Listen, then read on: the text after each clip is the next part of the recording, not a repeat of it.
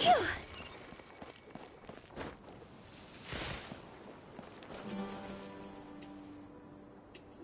Candace, we're here!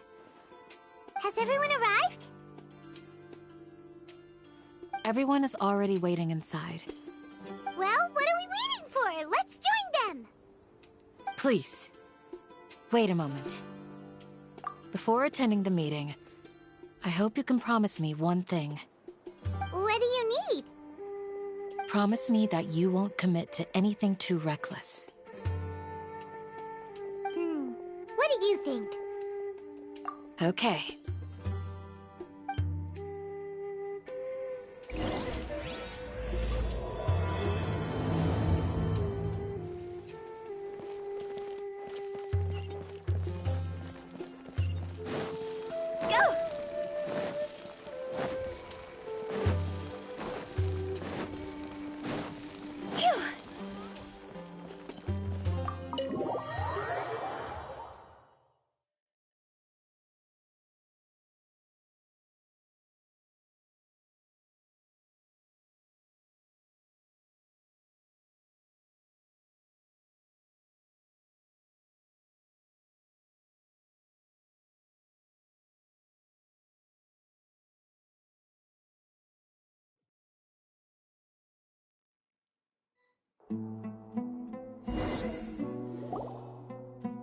Everyone's here so early!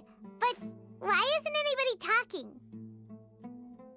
We already discussed things a bit. Hey, where have you been? I've missed you too. Are you ready? Very well. Are you sure this is gonna work? I gotta admit, it's bold. Color me impressed. It's worth a try. The point of discussion is to arrive at a solution. Let's cut the small talk and move to the next point. You're making Paimon nervous.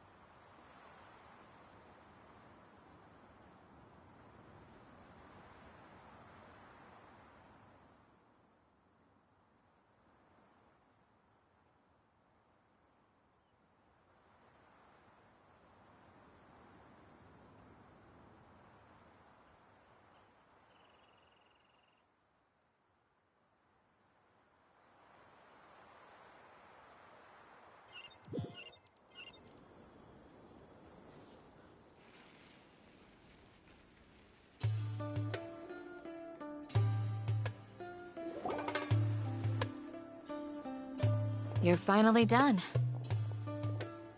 I have some other stuff to take care of. Catch you all later. Come on, don't give me that face. I know what you're going to say. I'll be careful.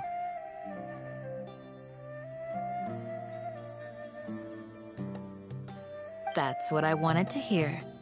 Take care. Well, traveler, Paimon, judging from your expressions, the meeting must have been quite productive. You can tell? I'm not that good at scheming or strategy, but I can sense people's emotions. And based on your reaction, things must have gone quite well.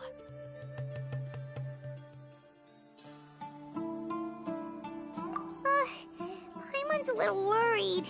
Hopefully nothing will go wrong. To be honest, I feel the same. But you're already some of the most capable people I know.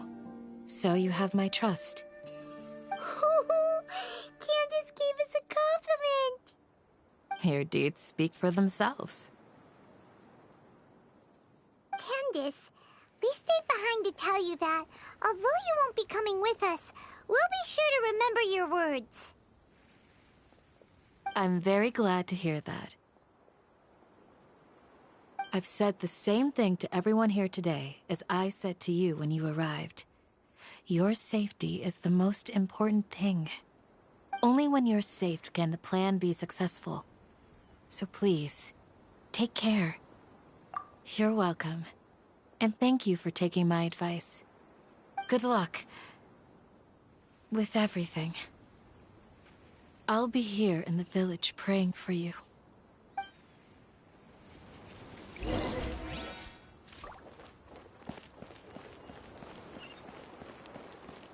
Huh?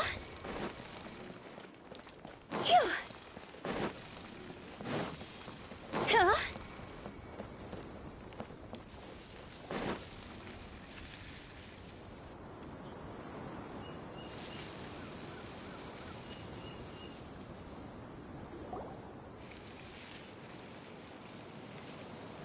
Sounds good. I'll go make some preparations. Okay. I'll hit them! Have you finished saying your goodbyes? Yeah! Also, Candace told everyone to be careful. Yes, she did. But I think my point also bears repeating. Our plan is not child's play. We won't be able to achieve anything if we're simply careful. We must go beyond that and fully commit ourselves to it. I hope this is clear to you. Huh? Shouldn't you be saying something more cheerful to boost our morale right now? Didn't we already do that during the meeting? You can never have enough words of encouragement. In that case, Candace can cuddle you to your heart's content while I continue to remind you of the seriousness of our situation. We all have our jobs to do, after all. It's like how some people can be put in charge of logistics while others will fight on the front lines. Speaking of the front lines, you don't look anything like a soldier. Of course. Compared to the mercenaries, I'm merely a feeble scholar.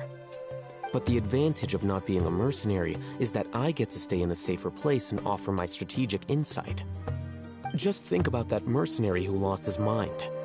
Mercenary groups are facing constant danger every single day.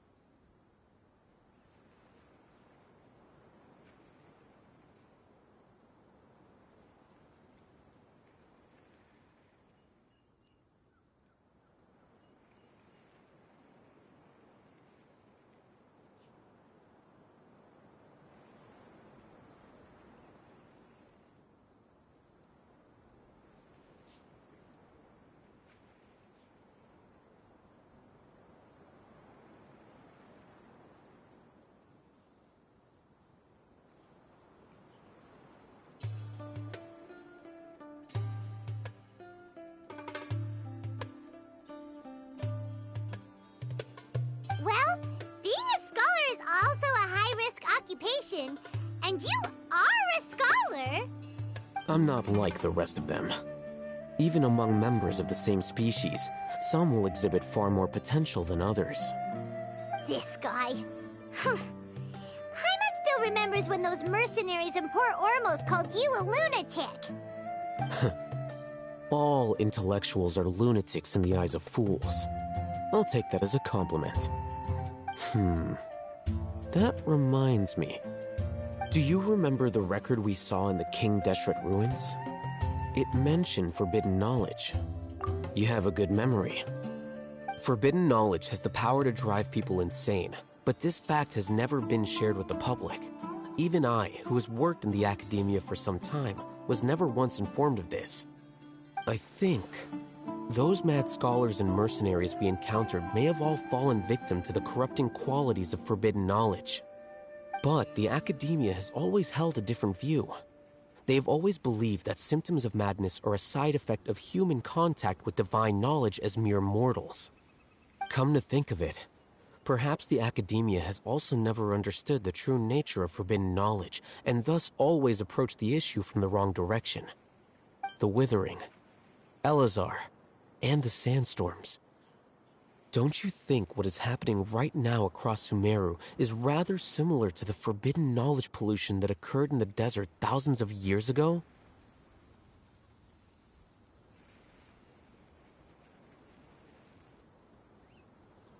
But Paimon thought that Irminsul's disease is what caused the withering in the sandstorms.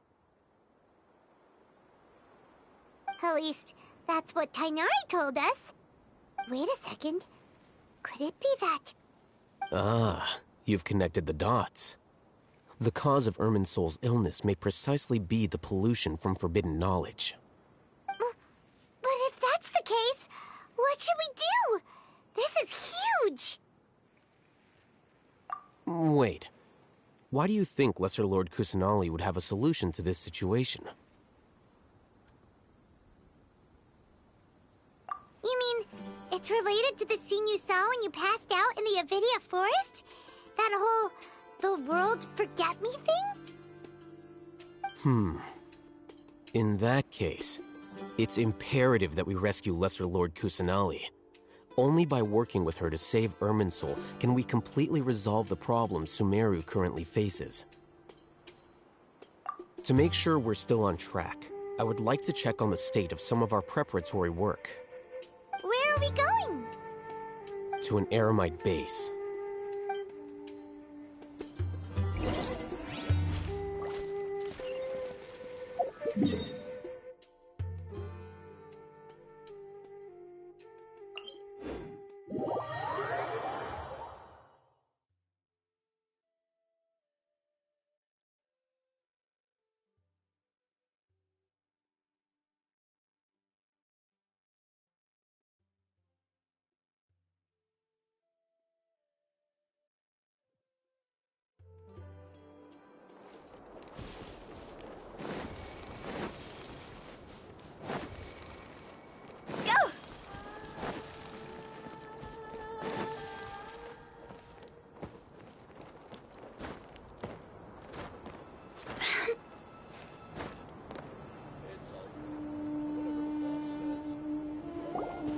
Oh, you made it.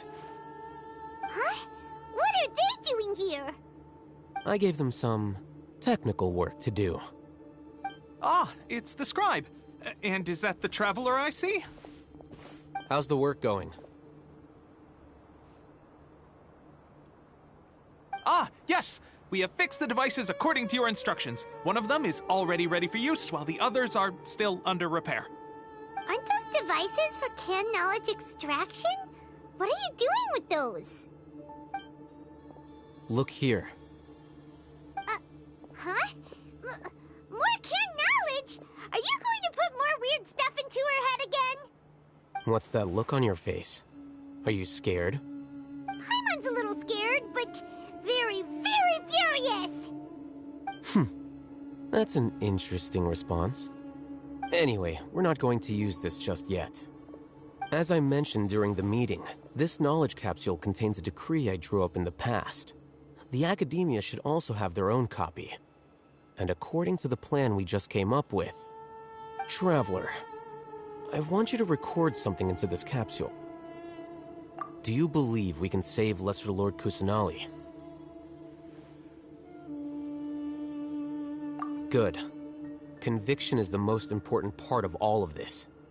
Now, please get ready and put on this device. You want us to record our conviction into the knowledge capsule? Yes. Paimon is still really worried. I understand, but trust me, Paimon, this is something we have to do.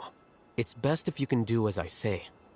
Because, to achieve this impossible task, it sounds like you'll need to fool your own heart first. Although it may feel like a trick, self-encouragement may be the most important tool we have. Paimon can see the point you're trying to make. Imagine this. We have orchestrated our plan and successfully rescued Lesser Lord Kusanali.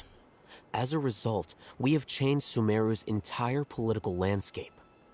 Everything went without a hitch, and everyone recognizes and praises our achievements. Now, open your eyes. Here. What's this? Read it out loud.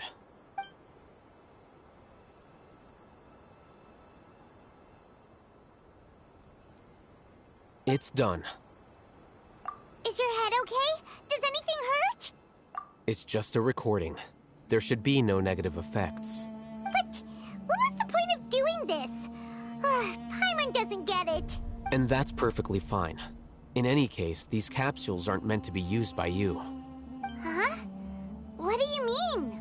Have you forgotten? Our plan needs to account for those who have long relied on the Akasha.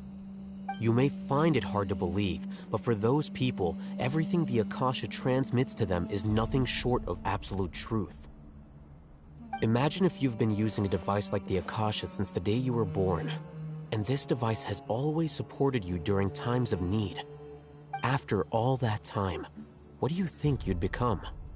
A fool? A machine? A slave to orders. And that's why rules are so important. In addition, those who understand the rules can delineate boundaries and identify gray areas. But why would you need to identify the gray areas? You could say that those kinds of ambiguous zones can be very interesting. One might even say they're advantageous in the right hands. Things you're interested in are really out there. Are all Sumeru scholars like this? Anyway, that's enough chit-chat. I'm going to take those two to work on some small projects. You can head to Caravan Rebot and start preparing for the next step. Small projects? We're going to tinker with the Akasha terminal and make a few modifications.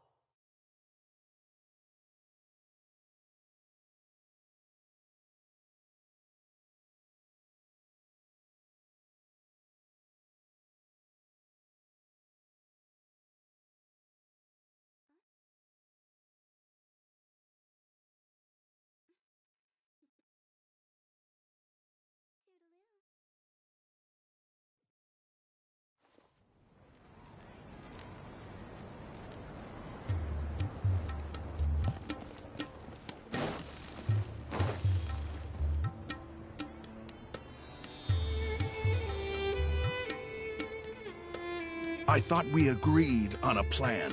How can you go back on your word? The plan is too radical and carries a high risk for casualties. I've given it a lot of thought. And in the end, I still can't agree to it. But it's still the best plan we have. As a former Matra, you of all people should be able to see the bigger picture. and recognize the innate advantages of our plan. I did. And that's how I saw the danger behind these so-called advantages. Al-Haytham's plan is even more radical than I imagined. Huh? Why are you guys arguing? My friend, you're just in time. Why don't you help me persuade Sino? He's turned against our plan. We agreed to work out a plan at the meeting. As mercenaries, you're familiar with the local environment, so you'll take care of the specifics. But then, you went to Al-Haytham for suggestions. Had I known Al-Haytham would give you those kinds of suggestions, I would not have agreed to the plan. Look, you already know that we're all on the same side here, don't you? Mercenaries place a lot of importance on their bonds of friendship, but also will not hesitate to make sacrifices if they deem the situation to be sufficiently dire. I'm sorry, but as things stand, I can't accept your principles. Seems you really do understand the ways of the desert. Traveler, Paimon, this is also something you should know. Rahman's plan is to have me work with the Caravan Reebok guards in my capacity as a Matra. We will arrest the mercenaries and escort them into Sumeru City. Wait, how can we work with the guards? We can't get through that wall easily, remember? Caravan Reebok would never let so many unregistered members of the Eremites enter Sumeru City. My plan will clear us of any possible suspicion, and also let us enter the city as a big group. There is no better way. That also sounds like something Al-Haytham told you. Am I right? Doesn't Al-Haytham know how dangerous this plan is? Of course he does. He told me, there is no perfect plan, but this can get the job done. He also said that with the help of Sino and the Traveler, our chance of success would increase significantly. I never blindly trust anyone, and I've always had a good eye for people. I think he made a number of valid points. It's my own choice to trust you. If I make the arrests alone, I can control myself and prevent you from getting hurt. But I can't guarantee that kind of discipline from the guards. To make the whole thing more convincing, you'll need to resist to some degree. Casualties are inevitable once push comes to shove. I'm okay with the deaths of enemies. But now that we're allies, I'm against the meaningless loss of our own. I can't believe a Matra would actually care about us. I've lived a hard life, and I can say that people like you are hard to come by. I've always treated my allies with honesty and respect. They have the right to know important things like this. Now you're making this hard for me. Hey, is there something we can do to help?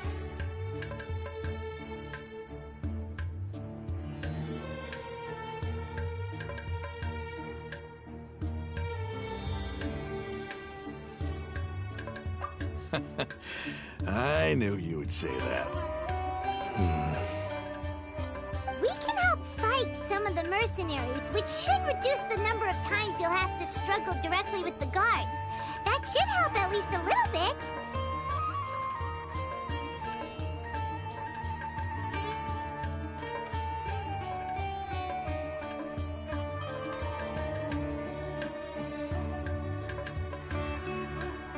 Sino, on behalf of my people, I thank you for your kindness. But this is a mission we cannot turn our backs on. We strongly value the lives of our friends, but the goal we are about to achieve is even more important. We have no fear of casualties, because we crave the spoils of victory. So please, lend us your support. We will show you the determination of us desert dwellers. Well, now that you've put it that way, I can no longer refuse. But remember, you need to follow the plan and not do anything reckless. Candace made it very clear that we can only achieve our goals if we can ensure our safety. Since you and I both recognize the significance of this operation, there should be no more animosity between the followers of the Dendro Archon and those of King Deshret. Everyone's life is equally important. Okay, you have a deal. Let's do this for our shared dream. The guards should be stationed in the courtyard nearby. You can find them there.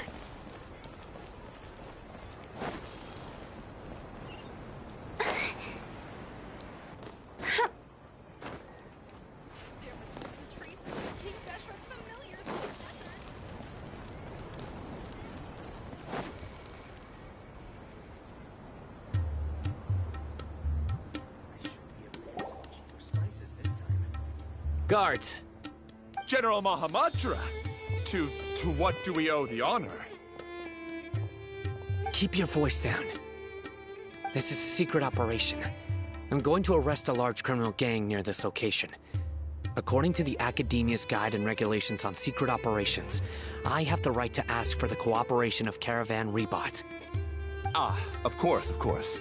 Mahamatra Sino's order is the Academia's order. Just let us know what you need. But who exactly are you planning to arrest, and how many people are you expecting? Depending on the scale of this operation, we may need to report it to our superiors. They're a squad of Eremites whose number is comparable to Ain El Akhmar in Port Ormos. They're involved in the theft and resale of supplies from the Academia. As many as Ain El Akhmar? This should definitely be classified as a joint operation. Then I suggest that you report this to your superiors as soon as possible, and treat it as a top priority desert operation. I will need personnel. Got it. Please wait a moment. I'll contact them immediately.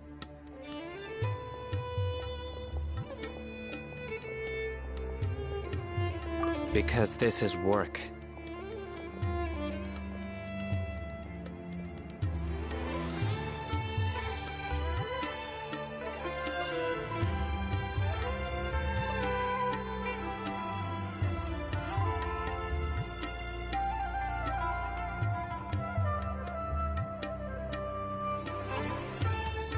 Because I trust you.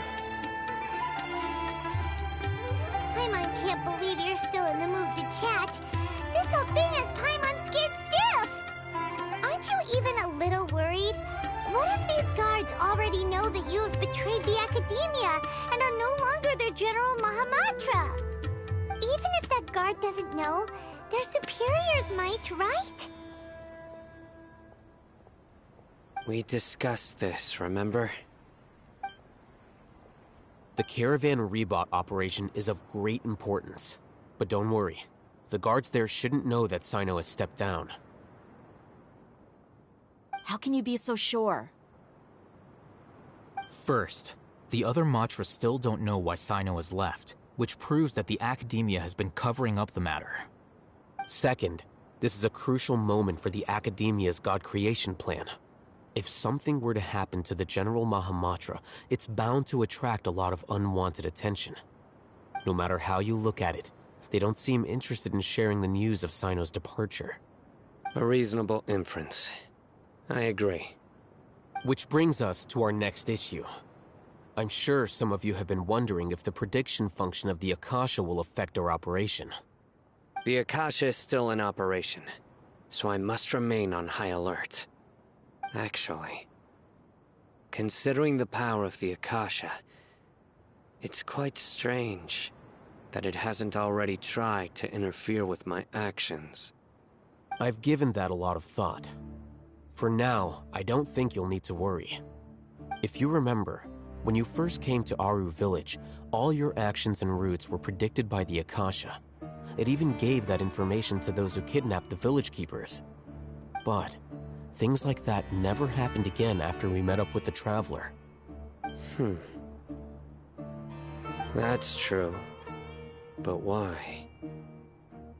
Look at it from a different angle. Why do you think the Akasha will predict your actions? Because my personal data has been entered into the Akasha. That's true, but the key to this question is, how well can the Akasha make predictions about a person? Haven't you ever thought about it? Just how can it do this in the first place? Because the Akasha controls the entirety of Sumeru. The Academia firmly believes that all human actions can be explained through logic. By sorting and analyzing entered data, the Akasha can derive behavioral logic and predict the actions of those who fit an existing logic model. However, at the risk of sounding like an advocate for fallacies, can everyone truly be considered logical at all times? Emotions are part of our behavioral logic, but can you guarantee that every experience of the same joy or pain would be equally intense? How can our feelings and opinions be predictable down to the letter in every single instance? Sino, in the past, you've always worked alone. In the absence of another person who could sway you or your thoughts, the Akasha could produce predictions that were similar to your real-life behavioral principles. Decisive and principled, you were used to solving problems alone. That's why the Akasha could figure you out. But now, you've joined a team. And I believe the Akasha hasn't yet figured out the full composition of it. Our thoughts and logic have intermingled and weaved themselves together to become a complicated, chaotic mess. Any one of us could potentially disagree with another. The Akasha lacks data on these interactions, and it's impossible for it to predict your actions in the future based on your decisions in the past. After all, there's probably a limit to just how much we can be modeled or controlled by data. So, in my opinion, you're probably safe for now. Makes sense to me. I agree. The Akasha is not alive, and I don't think we can be completely controlled by something without a mind of its own. Is that so? I guess there are things that even the Akasha cannot calculate, and people will not be forever trapped by the past. Paimon's so glad that this is settled. Next time, pay attention during our meetings. Will do.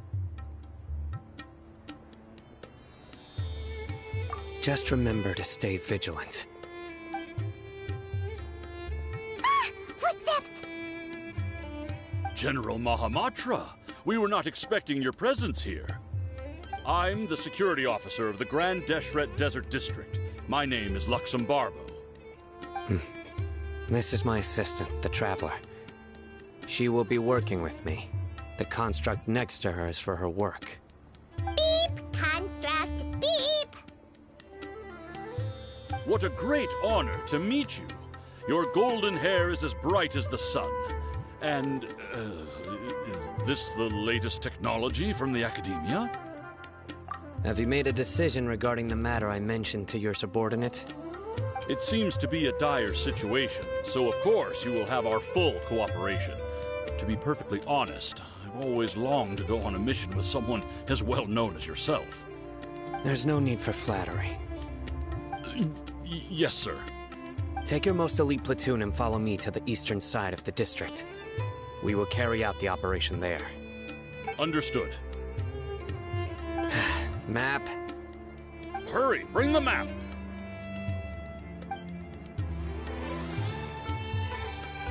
In 2 days, we will engage Rahman's Eremites and capture all of them. Any questions about the time or location? None at all, sir. Good. See you then. Yes, sir.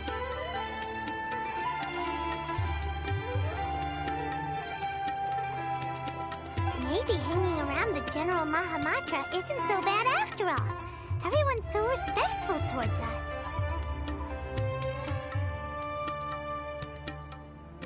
This is all due to the absolute authority of the Academia.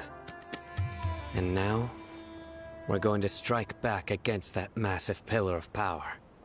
Get ready. We will move out in 2 days.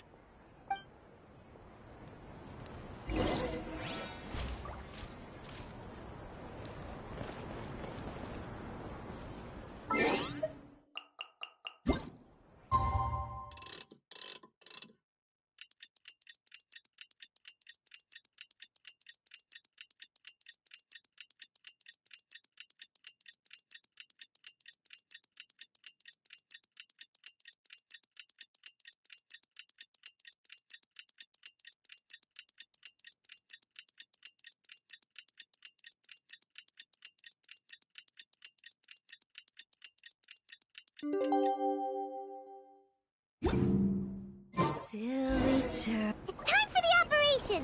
Let's go meet Sino in the desert!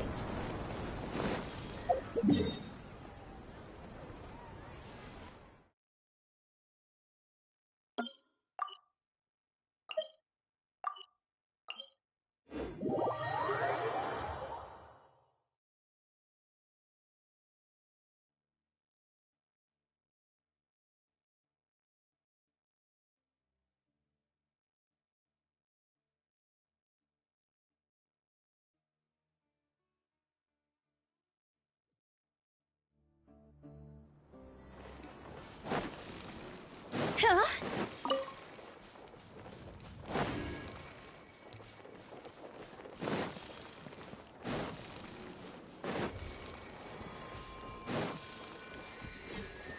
Huh?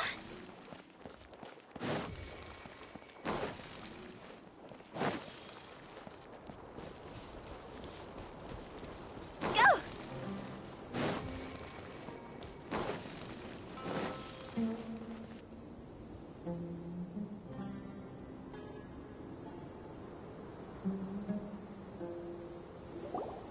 Look! Over there! Our helpers have arrived already! Let's hurry over! Wait a moment. Ah! Oh, it's you! You're my assistant, remember? Being my assistant, you must stay with me. Now let's head over there. It's General Mahamatra and his assistants. We meet again. You're here early. It's to show how important we think the operation is. Since this is a big case for the Academia, we are prepared to give it our best. I'm glad to hear your sense of resolve. Remember, we must capture them alive. They are our only leads for the case. If they die, we will be unable to continue the investigation. Understood. Everyone! The Eremites are approaching from the west! Make preparations and be ready for combat.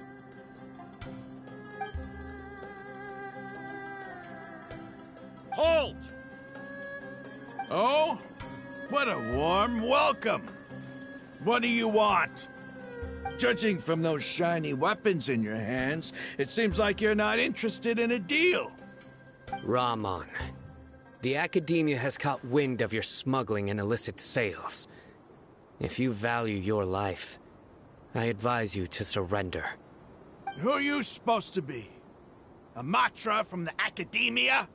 I can't believe you came all this way just to catch us. I'm not here to talk. Oh. Nobody's given me this much time of day since I became a mercenary. Brothers! For that slight, let's wash our blades with their blood. Let's show them we Eremites are not to be messed with.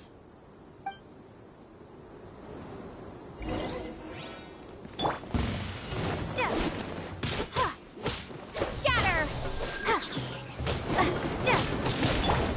Allow me!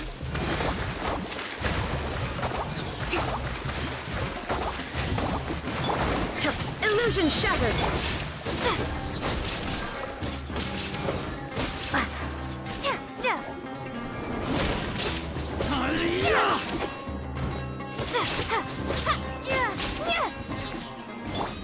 Shine down!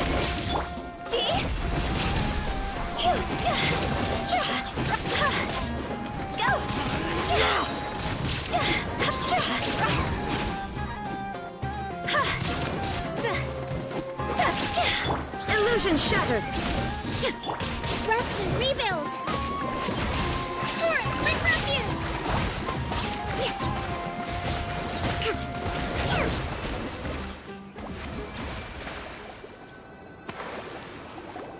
It's over. Ah! We have subdued them. The operation is now over.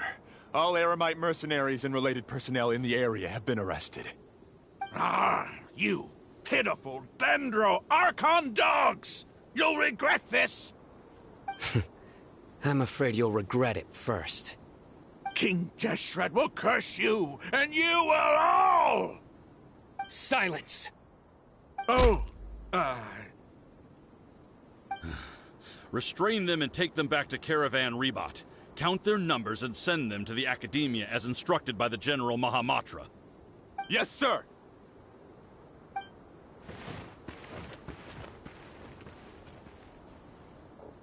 Mahamatra Sino, I will now take my leave. If you need further assistance, please come to Caravan Rebot and ask for me. Understood. You are dismissed.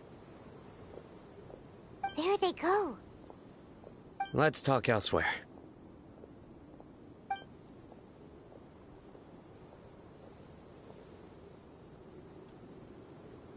This part of the plan went really well. Yes, things went perfectly.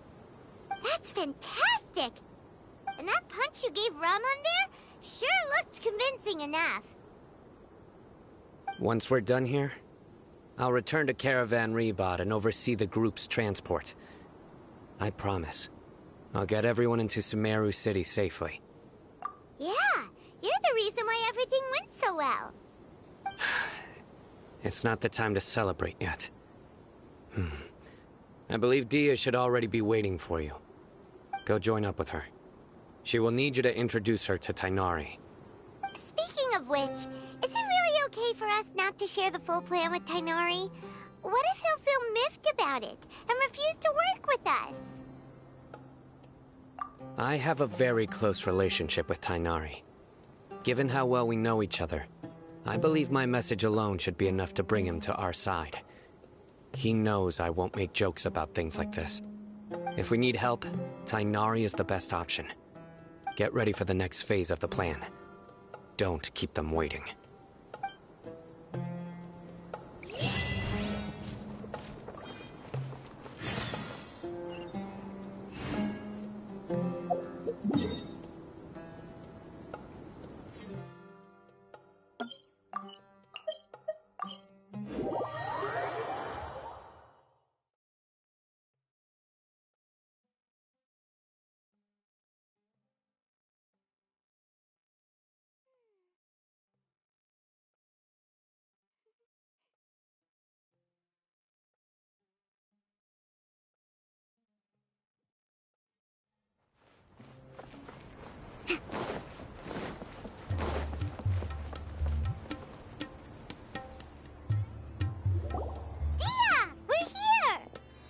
It's about time.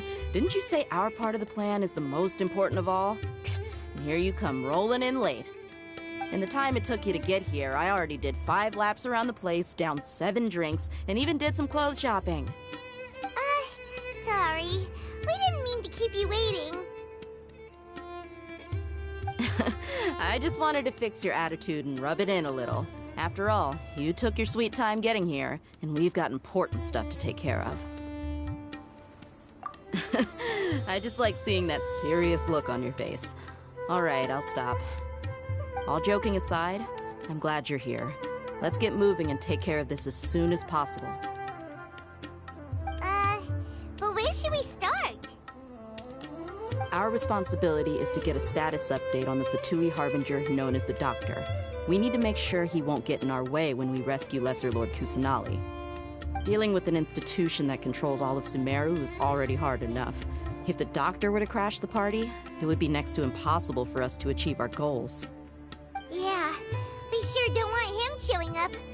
Ooh, he really gives Paimon the creeps. Right? Hearing his name just reminds me of those stuffy old geezers in the Academia. I'd rather not have to deal with someone like that.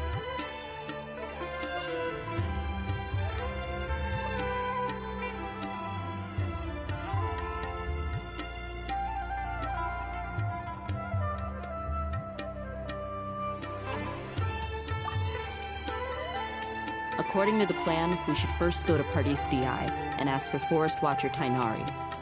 If all Hatham and Sino's sources are solid, then we can be sure that Tighnari still has the Academia's trust. So, we'll find Tighnari and convince him to get us the latest intel on the Doctor. Then, depending on what we learn, we'll make any necessary adjustments to our plan. The sages have placed spies everywhere on the other side of the wall. I'll follow you as a bodyguard. You should be honored. I don't offer my services to just anyone you know. But Paimon thought mercenaries would do anything for Mora. That's certainly true. But when multiple employers are vying for your services, you should always go with the best offer. Let's see. If I were to charge you a bill, I guess I can apply a discount. How much more do you want? Paimon's not sure we can afford it. How much do I want? Hey, how about paying me with a smile? What do you say? I haven't seen you smiling much recently. If you ask me, someone like you must look lovely when they smile. Come on, give me a smile so that I can be less worried. Looking good! I hope this pretty smile will become our lucky charm. There are many kinds of smiles, but only a truly joyous one can bring blessings to others. Let's consider this smile a down payment for our future victory. Let's go. It's time to pay a visit to Party's DI.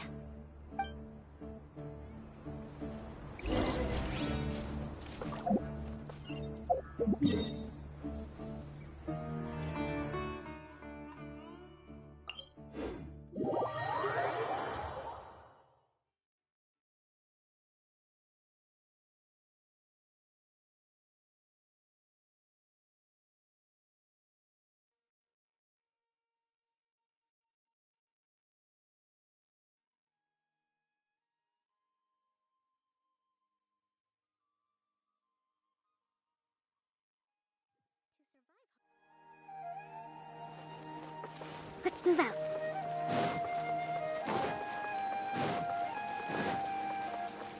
He's over there! Let's go say hi!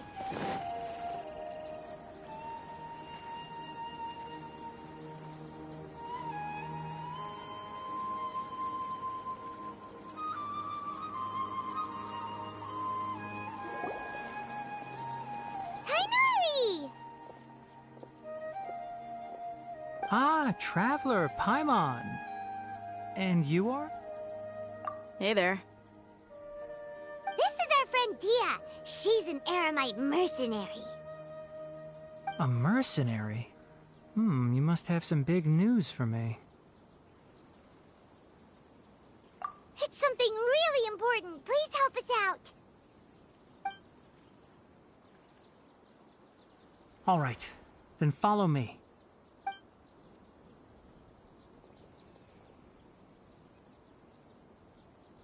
This place is better. We won't be disturbed by any passerby. Okay, what is this important thing you want to ask me?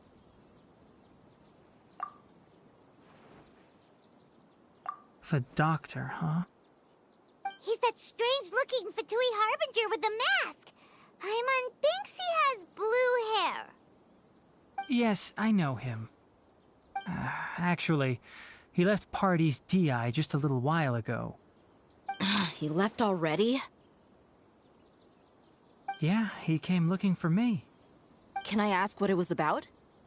Sorry to ask you like this after having just met, but your answer is very important to us. For now, all we can share with you is that your friend Sino is working with us. Sino, you say?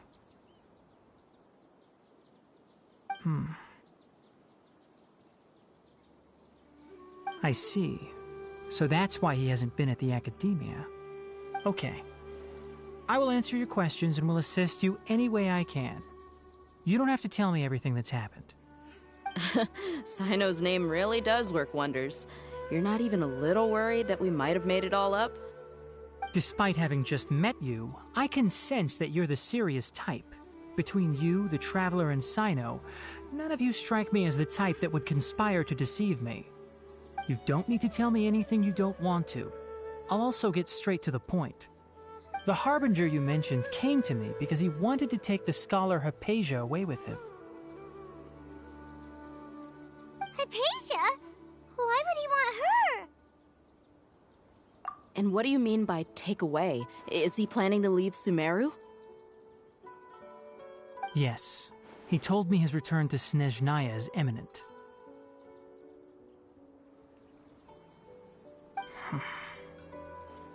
So you mean You're leaving this place soon? Indeed. Otherwise, we could have perhaps talked a little more. I was just about to set out when I remembered something important. To that end, I made a final trip to Paradis Di. Let me ask, have you been taking care of a scholar by the name of Hypatia? Your sources are accurate. No doubt because you recruited many informants. But you're right. Hypatia has indeed been receiving treatment from me. Forgive me for asking, but how's the treatment coming along? Given the way you're asking, I assume you have something to say. Since you asked, I'll be frank. I would like to take Hypatia to Snezhnaya. It's incredibly difficult to transfer a patient. As a scholar yourself, shouldn't you at least be aware of this? Oh? I can't believe your utter lack of faith in me, to the point of even questioning my general level of knowledge. How unbefitting. Well, you're the only one who's ever made such a request. I have my ways of keeping her safe during the journey. In addition, I can also promise that under my care, Hypatia will receive the most advanced and effective treatment. I will personally supervise her treatment and see to her recovery. Would that be agreeable to you? Hypatia was born in Sumeru and remains a scholar of the Academia. Her situation has not become dire enough to necessitate her transfer to another nation. Transporting her to Snezhnaya is risky, and the potential benefits are unknown. As the person currently responsible for her treatment, I cannot possibly sign off on this transfer. Your suggestion is rude and reckless. I'll pass. I don't know much about the doctor, but after talking with him, I realized that, just like many other scholars, he possesses an aura of arrogance that I've come to detest. It's not so much that he's looking down on others, but more that he's so confident in himself and his abilities, to a point of near insanity. I would never refer a patient to someone like him. I prepared myself for a protracted battle of wits, and was really surprised to see him just give up on the topic. Still, his reaction really concerned me.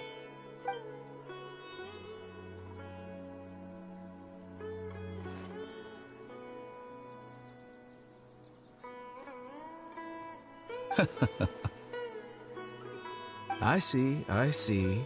Of course, your opinion makes perfect sense.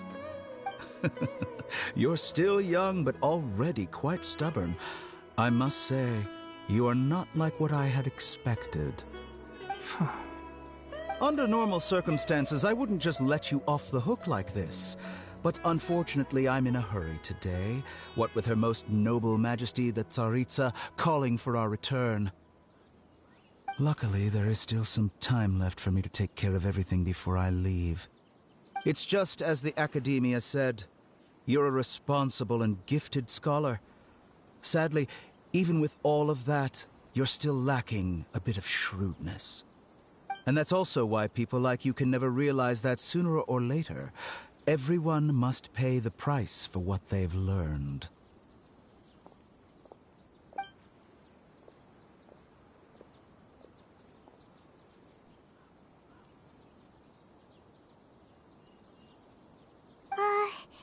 Paimon can't help but feel like he's hinting at something unpleasant. He asked a question, yet didn't care for my answer. Perhaps I'm nothing but a talking rock in his eyes. He never came off as malicious, but an utter lack of compassion permeated throughout our conversation. From his tone, I can sense that he's always looked down on others.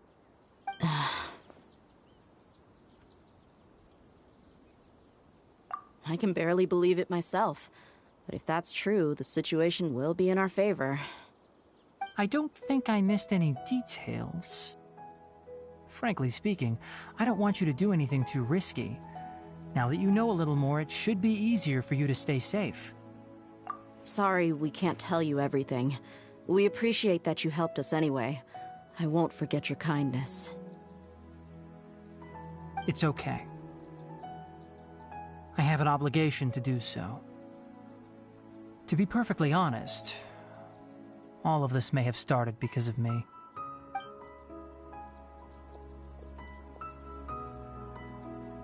Recently, my master wrote several letters to me, asking me to return to the academia and assist him with his research. Hasn't he already asked you several times before? Yes, but there's something off about this most recent batch of letters. The handwriting and tone are both familiar, but some details have been omitted. My master will occasionally leave a few dots on the back of the letter. 1 dot means that he wrote the letter on a sunny day, and 3 dots stand for a rainy day. This has been a habit of his for many years, but I didn't find any dots in his recent letters. I believe something may have happened to him. I get it. Since you are always at Gandharvaville, you would like me, someone already working at the academia, to investigate this matter, right? I'd like to ask you to do that for me. If you can keep yourself safe, please withdraw immediately at the first hint of danger. I can do that, but I have a feeling it won't be that simple. The academia has been working on a big project. I'm not quite sure what it is, but your master might be involved with it. If the higher-ups really are hiding something, then it will be difficult to remove myself from the situation once the investigation starts. If the situation becomes critical, I'll leave the academia. If you don't see me there for an extended period, that's your cue. All right, we've got a plan. I'll stay at Gandharvaville to support you. If that scenario comes to pass, you must be extra vigilant. And be wary of any messages or direct requests from the academia. I must say, I didn't expect a warning like this from the General Mahamatra. Being loyal to the academia doesn't mean blindly doing whatever the sages say. I know what I'm doing. On that note, aren't you also being quite distrustful of your alma mater? The academia, yes, but my master is a man of integrity. Even when I was a student, I was worried he'd get in trouble for sticking to his beliefs. I suppose he's lucky to have lasted so long. But in the end, it still caught up to him.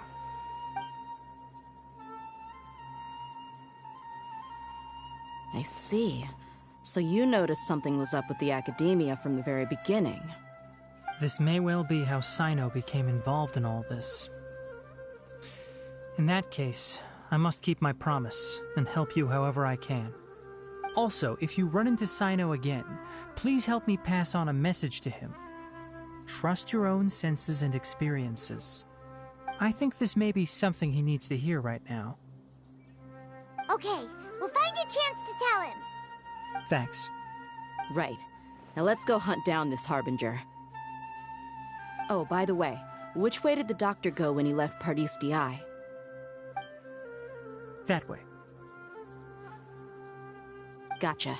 Thanks so much. We'll be on our way.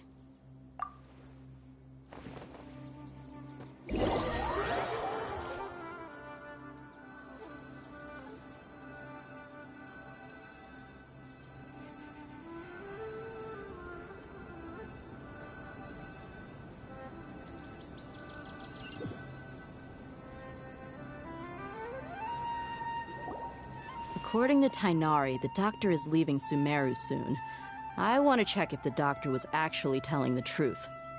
He also said that he'll take care of everything before he leaves. What did he mean by that? We need to be extra careful when dealing with a person like him. Just to be safe, let's chase him and see what we find. But we have no idea where he went! How can we start chasing him? We'll do it the mercenary way. I'll find leads as we go. All you have to do is just follow me. That Harbinger may have tried to cover his trail, but he still left some traces. Or perhaps he never even thought about concealing his whereabouts. Maybe that's just how arrogant he really is. Yep, we're headed in the right direction. The traces are still fresh, but there's no sign of his entourage. Clearly they're in a hurry. It's just as I thought.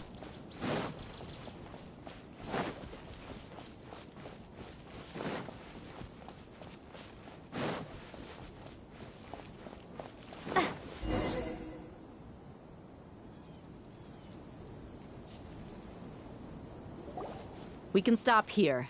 I think I know where the doctor went. To the south of here is Port Ormos, which seems to be where they're headed. Port Ormos? They're going to leave by boat? That's right. Let's go to the port and have a look for ourselves.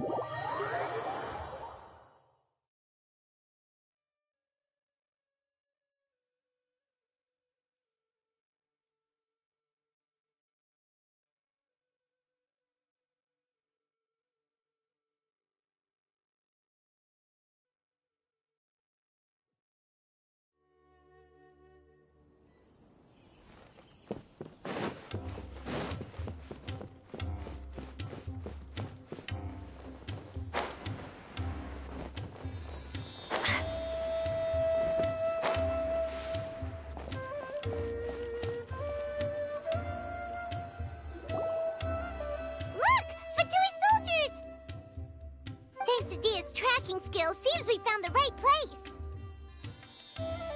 Shh! Don't draw their attention. The port is crawling with Fatui soldiers. Let's keep going and see what we can find.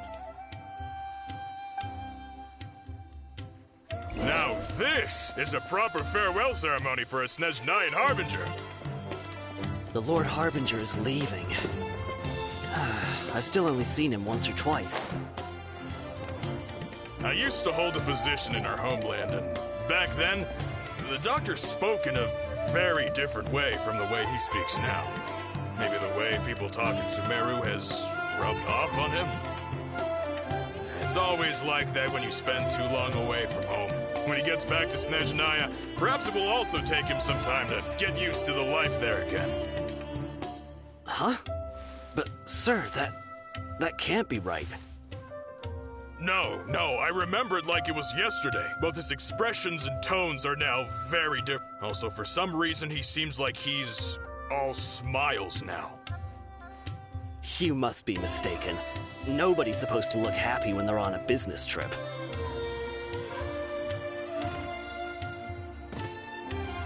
The doctor is on that boat. So he told the truth after all. He is actually leaving Sumeru. Let's get closer and find a place to hide so we can observe him.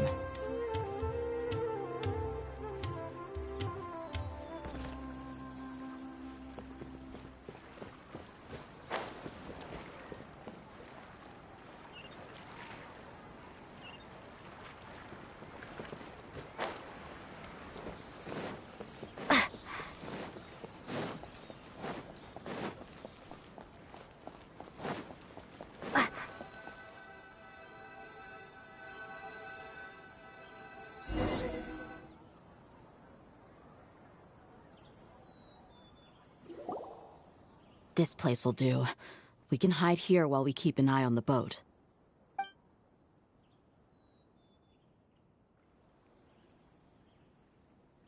Huh? Uh-oh. He saw us.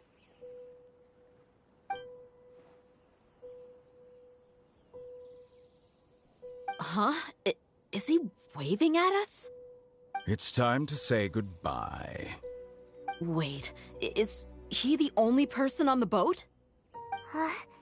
You mean there's nobody with him? And where are all the soldiers we saw in the port just now? They were all here just a few minutes ago, but now they vanished.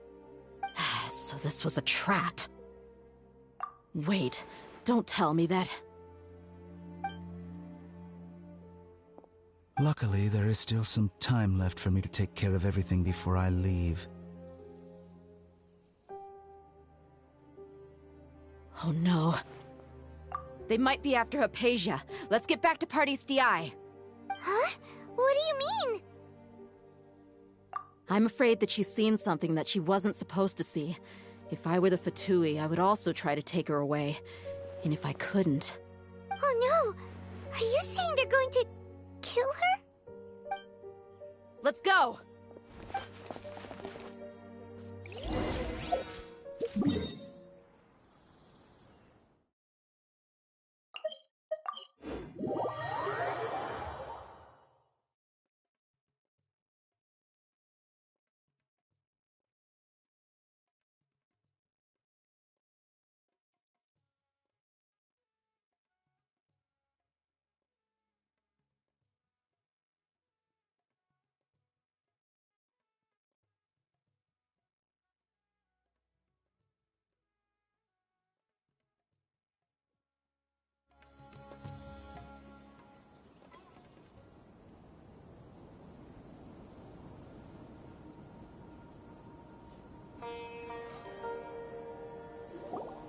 Paradis Di is not a place you Fatui can just show up and do as you please. I believe we've already made ourselves quite clear. Our superior gave us permission to search for and collect medicinal herbs in Paradis Di for research purposes. But you've been in Sumeru for some time already. I find it coincidental that you chose to only come here today. Even the Grand Sage himself may not have the right to question our research, much less an ordinary scholar like yourself. I've done my duty to inform you. Don't make things difficult for yourself. It would seem that my words have fallen on deaf ears. You can keep trying to deny it, but coming to Paradis Di now? I'm pretty sure you're not just looking for herbs. With all due respect, your baseless speculations will only lead to unnecessary trouble. Well, you only have your Harbinger to blame. He knows nothing about keeping a low profile. I may be staying at Paradis Di as a scholar, but that doesn't mean I'm no longer a forest watcher. It is still my duty to protect the peace and safety of the scholars who have contributed so much to Sumeru. Then it seems our conversation has hit an impasse. No one will lay a hand on you, Hypatia. Not on my watch. Tighnari, are you alright? I'm fine. These Fatui have really crossed the line. Time to teach them a lesson. There's no use resisting! Give us Hypatia! Keep dreaming! Yeah, Tighnari, beat him up!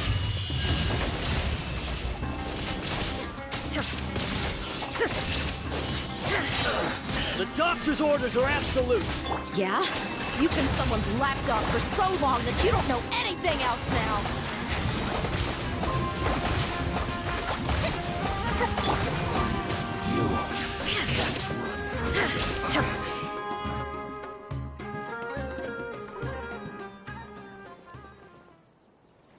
We're not getting anywhere. Traveler, Paimon, please go to Hypatia. We need to make sure they don't try to sneak around and attack from behind. Got it!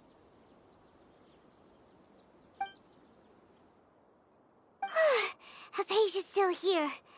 Doesn't look like anyone's broken in.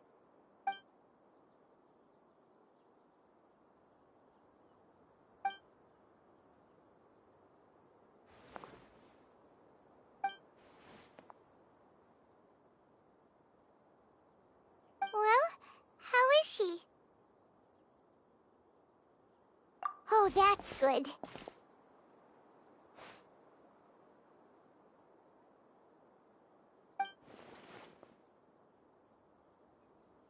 So, you think this is over?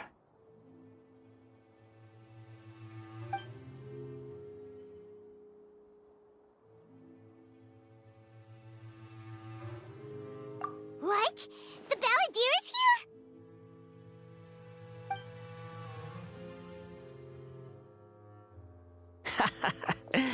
I've missed that look of abject horror. You've given me that look every time we meet. But, where is he?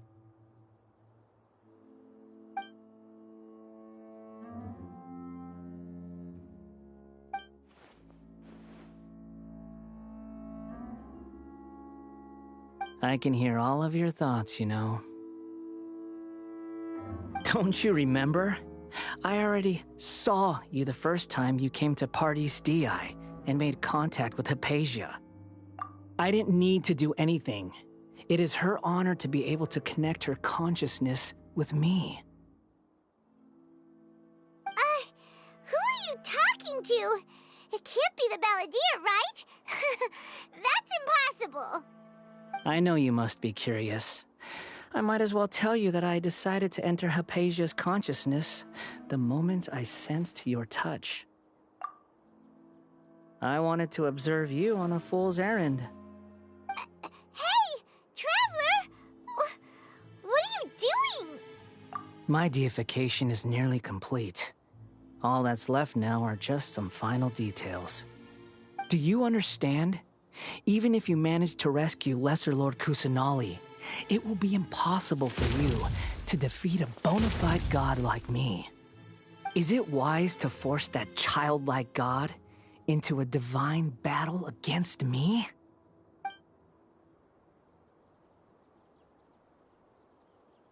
Scholars consider the God of Wisdom to be the sum total of their faith.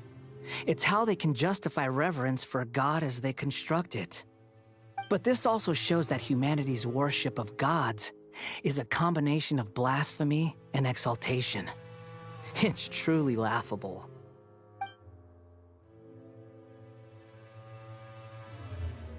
Yes. What is it?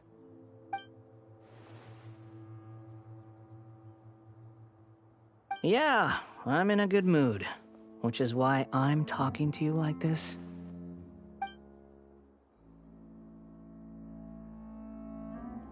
What do you mean?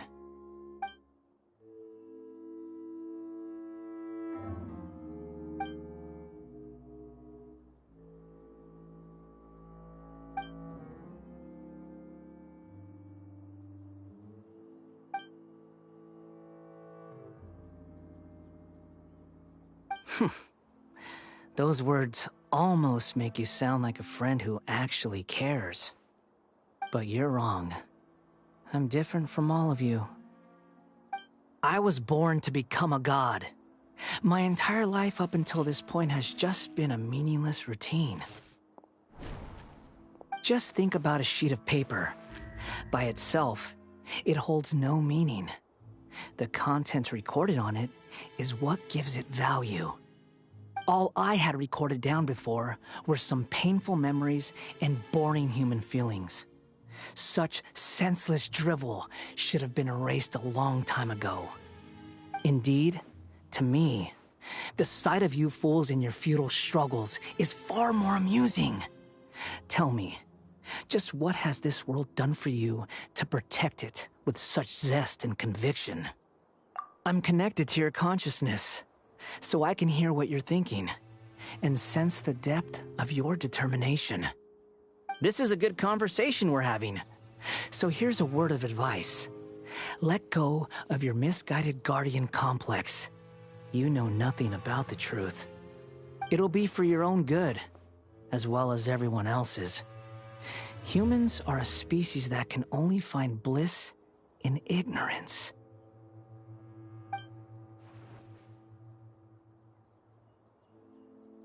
Ah, you've seen my affection for her. If you were in my position, I think you'd feel the same way. She peered into my consciousness and saw my past. Someone like that is qualified to become my first follower. All gods need followers. So Hypatia has been chosen. Her appearance heralds my imminent arrival at the throne of divinity, while her worship shall become my glory.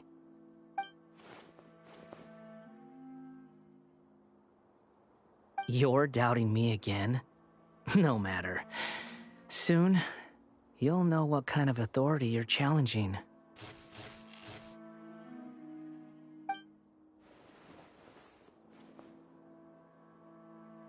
Who wants to hurt my devout follower?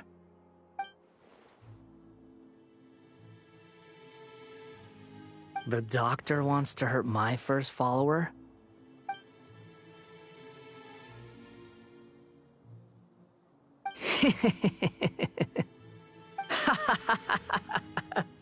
How very amusing. Has anyone ever told you that you're not good at sowing discord? The doctor has never known his place. Even now, the puny human thinks himself capable of interfering in the business of the new god. You're still too naive if you think a few words will be enough to convince me to destroy the doctor. But I'm willing to give you a gift, just like my expression of affection towards Hypatia. It is an honor for you to be able to stand here and speak with me. As my listener, you will be rewarded.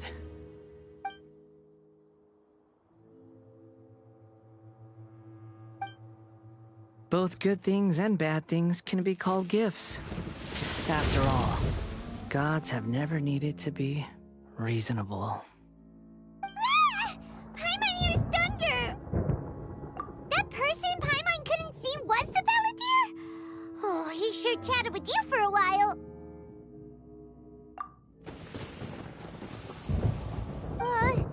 Where is the storm headed?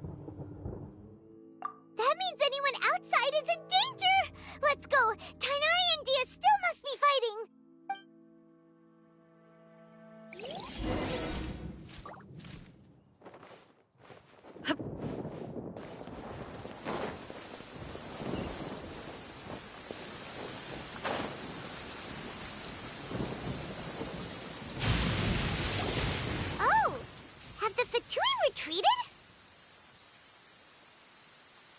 Hey, what happened to you? He's hurt. I'm fine. Don't move. I've seen eremites get struck by lightning before. You need to rest. Struck by lightning? We were fighting, and just as things started looking grim, the weather suddenly became extremely strange. Lightning started attacking everyone, almost as if it were alive. Luckily, there were only two of us, and both of us were nimble enough to dodge most of the strikes. There were a lot of Fatui, though, and they were being torn to shreds by the bolts of lightning. With that, all the Fatui soldiers were forced to retreat. Why are you sorry? It's all right. I'm sure you also never expected this to happen. Don't blame yourself. My wound aside, you look like you've seen something unpleasant. Is Hypatia all right? Hey, didn't I tell you not to move? Just in case. Let's go to Hypatia's place and talk about things there.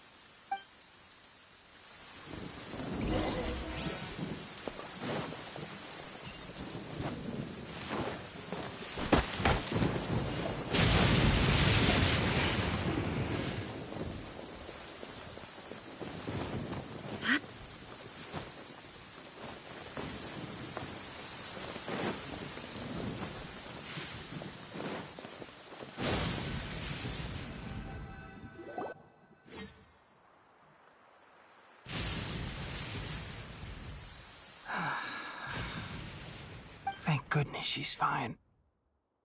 Hey, how about taking care of yourself first? I understand my condition. The wound is not fatal. I'll be all right. Ugh. The more you understand medicine, the worse of a patient you become. I know. They always think they can push through the pain. Oh, he sat down. Let me rest for a bit.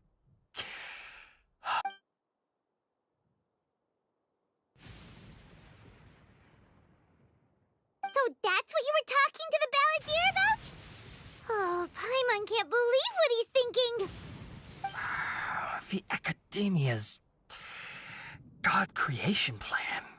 How ridiculous. That sounds, ambitious, I guess? Anyway, this is all way beyond me.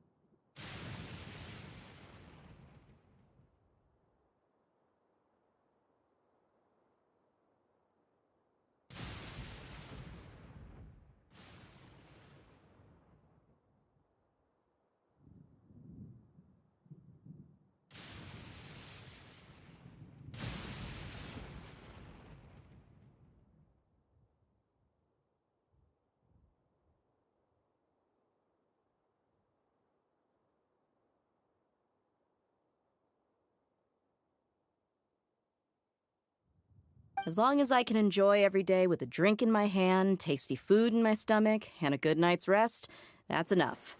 I'll only work when I have to. I must be the least ambitious person who's ever set foot in Party's DI. Don't say that. I haven't even thanked you for your help back there. Don't mention it. Well, if nothing else, all this proves that the doctor really did have some urgent matter to attend to and left Sumeru in a hurry.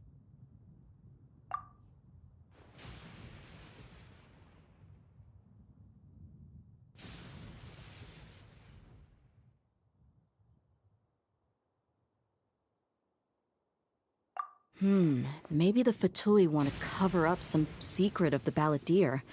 Is that why they tried to seize Hypatia?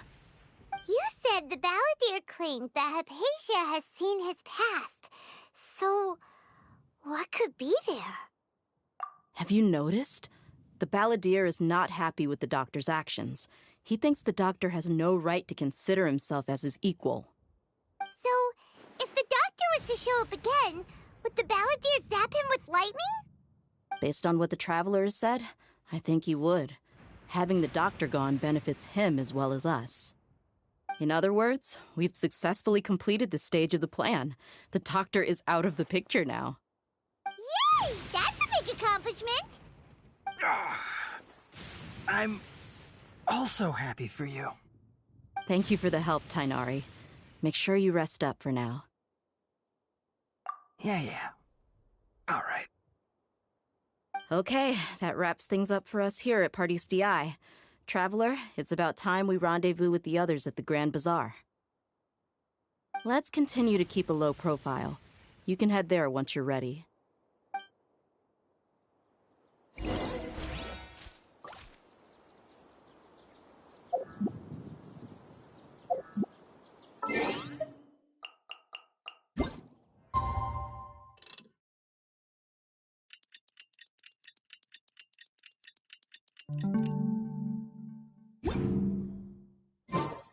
The world remains constant over the centuries, but human life is like the dew at dawn.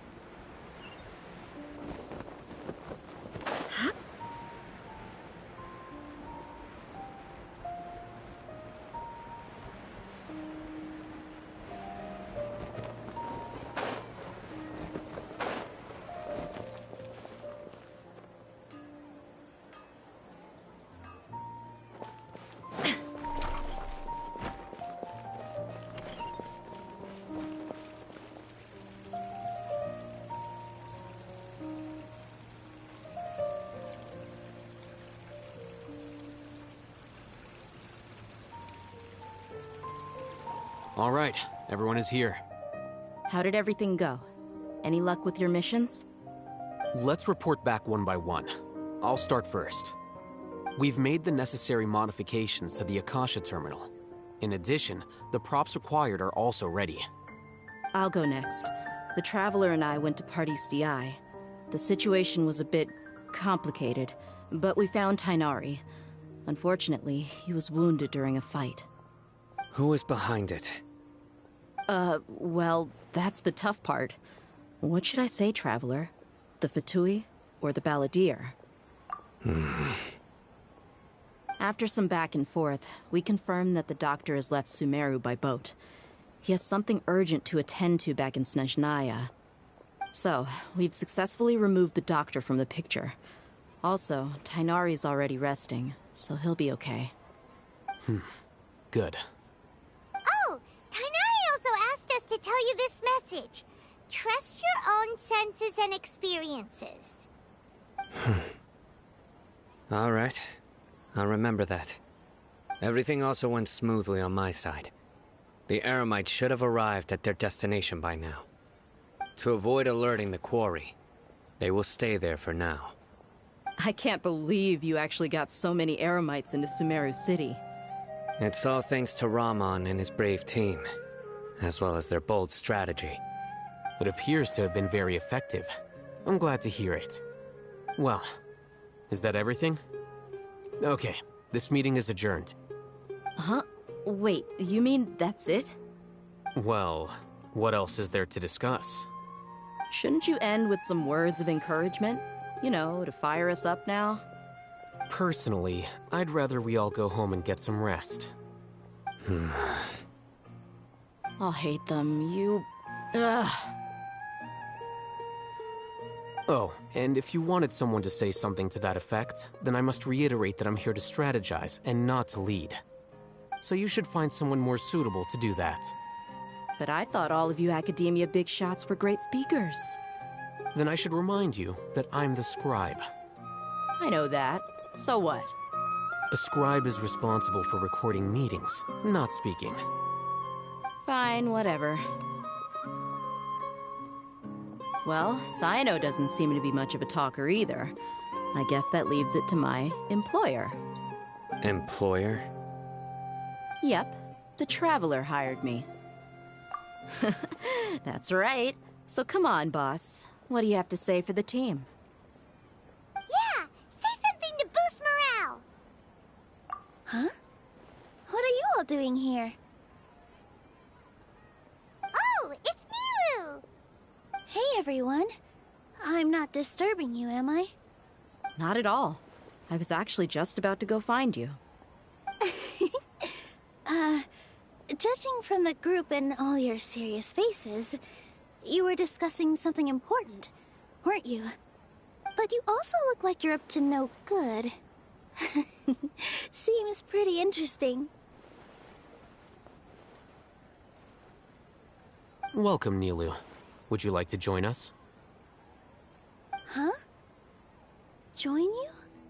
You mean, you also want to discuss something important with me? Yes. Something very important. Nilu, are there any breaks in your performance schedule in the upcoming days? Huh? Wait, you're seriously inviting me?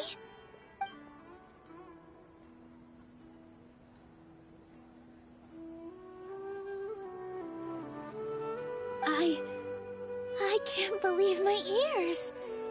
You are truly the bravest and most passionate people of Sumeru, well, that I've ever met.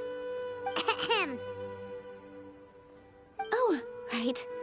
The Traveler and Paimon are not from Sumeru, but you are awesome as well.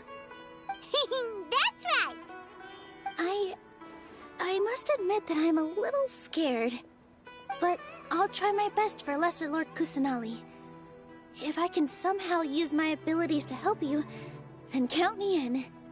Remember, believe in yourself. Okay. I'll get my friends at the Grand Bazaar to help us tomorrow. Just remember not to say too much. Be discreet. Yep, you got it. All the preparations are done. Now, can we finally conclude this meeting? So, have you thought up what you'd like to say, boss?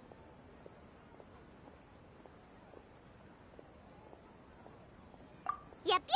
It's a grand plan and we're all super awesome!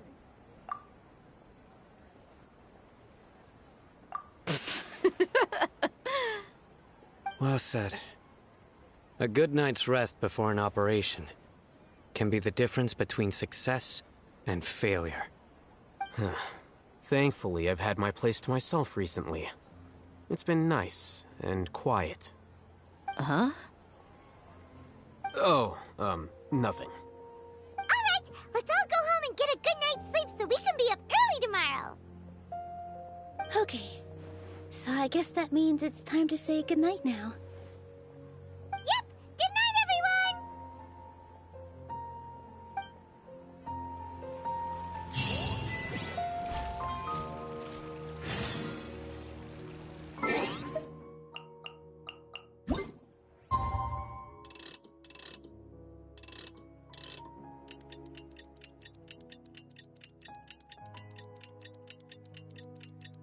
Today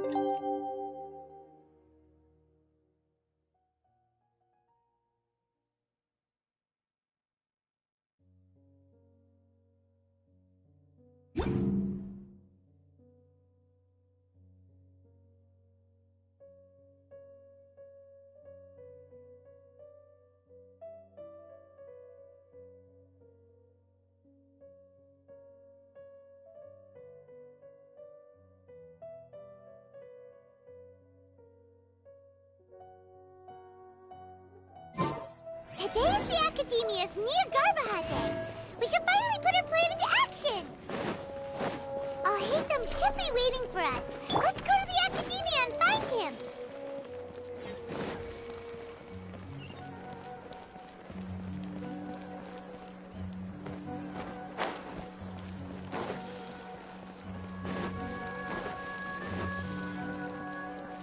Phew. Go!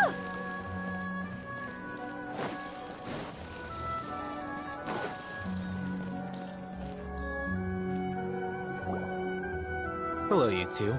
Sleep well? Not really. Paimon got too nervous thinking about today and didn't fall asleep until the sun was almost up. What about you, Alhaitham? Naturally, I slept just fine. After all, a good rest should be considered part of the plan, since energy is an important resource.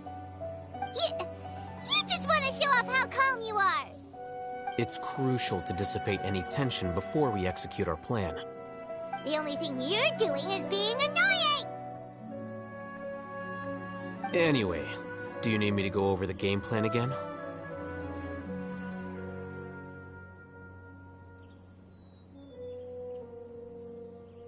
Our target is Grand Sage Azar's office.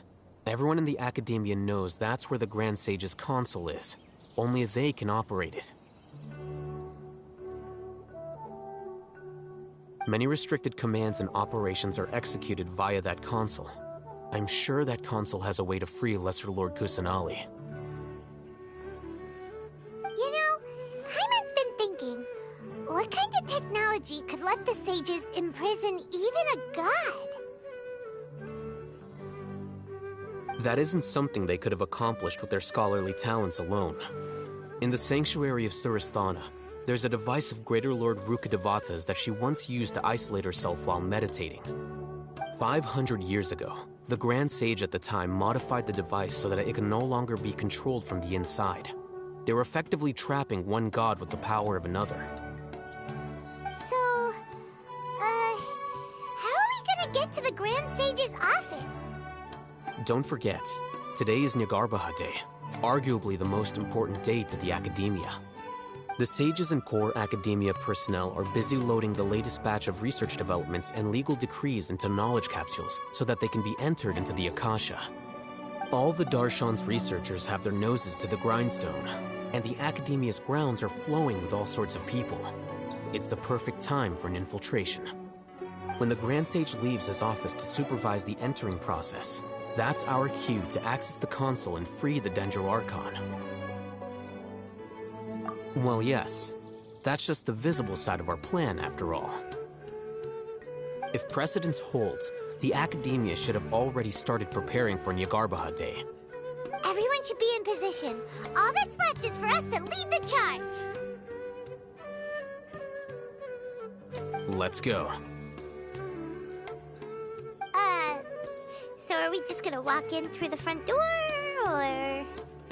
Yes. Were you expecting a stealthier approach? Paimon can't think of a good comeback. Alright, it's all on Alhaitham if things go south.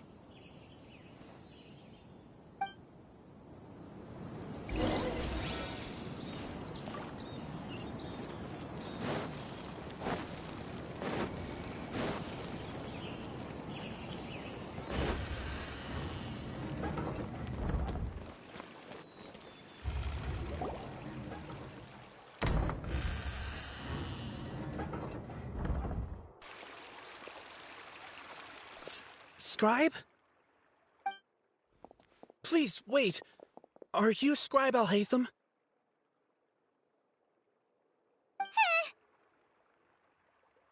That's me. Is something the matter? I'm in a hurry. No. I was just surprised to see you here. I had heard that the sages were looking for you not long ago, but I didn't know what for. And, also, please don't bring outside guests into the academia. Outside guests?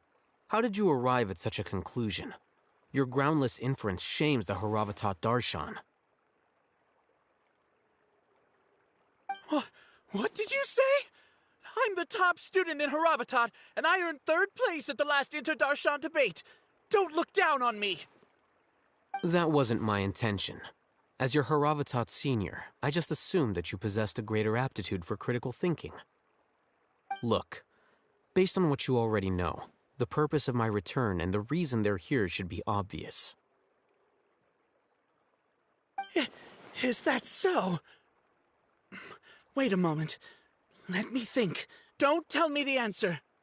The sages search for you. A blonde-haired traveler. Outside guests. So, from the start, the sages weren't looking for you, but this traveler? And you were gone from the academia for so long because... Hey, shh. Yes, you've proven yourself as the top student in Haravatat. I surmise you've arrived at the correct conclusion. As I expected. Please, forgive me. I wasn't thinking clearly just now. Thank you for getting me back on track. It's nothing. We'll be on our way then. All right. Thank you for your contributions to the academia, Scribe.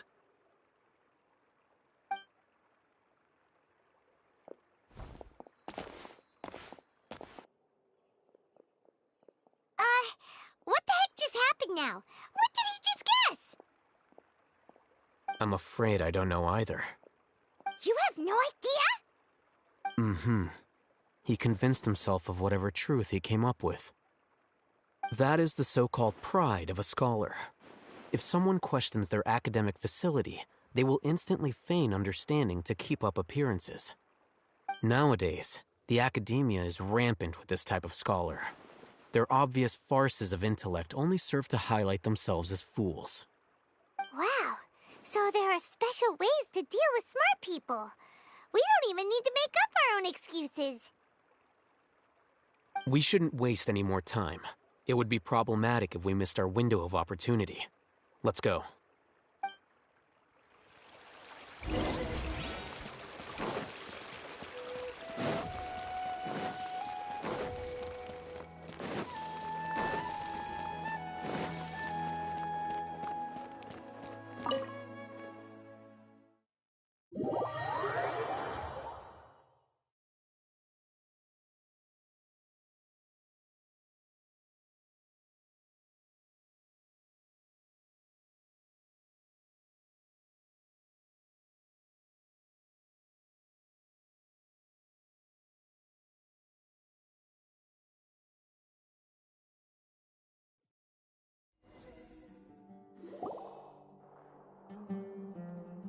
Is this the Academia's library? Indeed. Known as the House of Dana, it is quite possibly the most extensive special collections library in Teyvat. There are a lot of students going through here. Is it really okay just to waltz right in? The Academia marches to a fast beat, especially since it's Nagarbaha Day. They're all occupied with their own matters. Just act natural. Now, hurry along.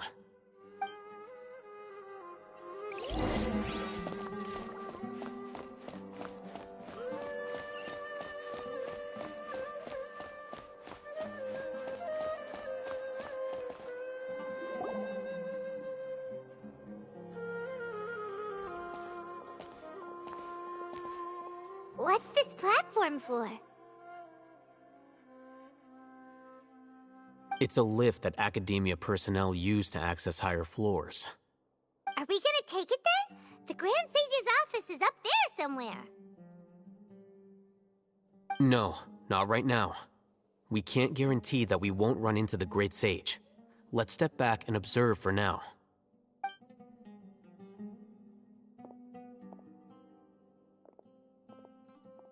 You think the Grand Sage will exit from there? And after he does, we'd sneak past him? Oh, Paimon thinks that's really dangerous. Who knows? However, if we can confirm Azar's current location, our operation will be much safer if we... Allow me to offer you a hint. If you wish to know his location, look behind you.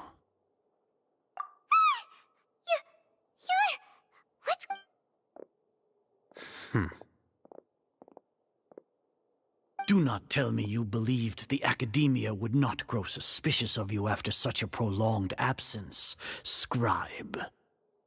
An eyewitness had informed me of your whereabouts, so I came to personally welcome you. Great Sage, I didn't expect you to care so much about me. I'm truly flattered. I'm sure, but compared to you, I am far more interested in these two unexpected guests. You are the Traveler and Paimon, correct? It's a pity that only now have I been afforded the opportunity to formally meet two of Sumeru's most esteemed guests. I do apologize for my lack of decorum. Excellent. You immediately initiated discussion instead of attempting to prepare some perfunctory excuse. You clearly understand the situation at hand, and have no intention of making a reckless stand. The foot traffic here renders this place unsuitable for discussion. Please, follow me to my office.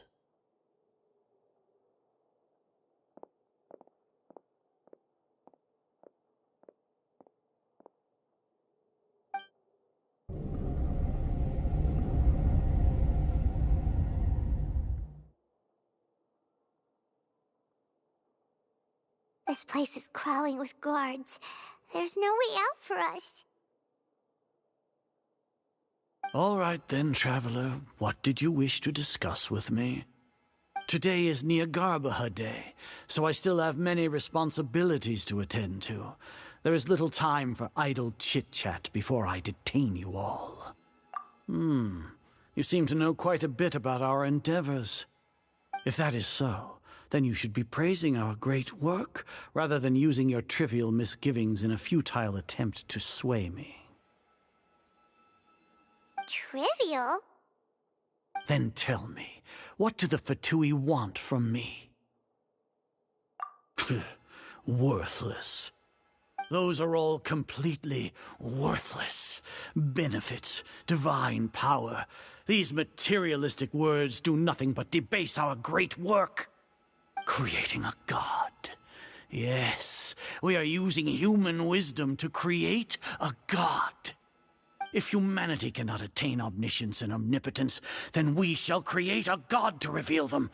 This is the pinnacle of human wisdom. We shall regain a god's guidance at long last. No longer will we flounder in the interminable void of consciousness and knowledge.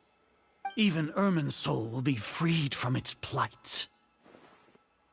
For our nation of scholars, this is the ultimate aspiration. No cost is too great to realize it. You will never understand the rapture of having a god be born within your very hands. With your degree of knowledge, you cannot even comprehend such an emotion. Gods exist on a plane that far eclipses humanity's. Lesser Lord Kusanali, what can she even do? Care for the people?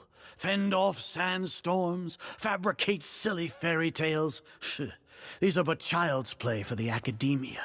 Does that make us equal to the gods? We are a people favored by Greater Lord Rukkhadevata. Though I may have personally not seen it, our forefathers bore witness to true wisdom. The ascension of the Lesser Lord has brought nothing but bewilderment to the scholars. They all ask, is that truly what true wisdom is supposed to look like? With that in mind, it is better to keep her isolated in the sanctuary of Suristhana, so our academy will not become embroiled in turmoil. What a pathetic justification! Do you really think that only the super smart or powerful should be able to call themselves gods? As per your judgment, Grand Sage, they are indeed dangerous individuals. Not only are they acting against the academia, but their ideologies have the potential to lead scholars astray. Looks like there really was merit in my assignment. Alhaitham? Are you talking about us? Anyway, I've brought them to the academia as ordered, but it took some time and trouble. Oh, that reminds me. Here's the investigation report you had requested. It's a summary of my time spent with the Traveler, an array of information about her ready for your perusal. Alhaitham? So you're still on the academia side! We finally started to trust you!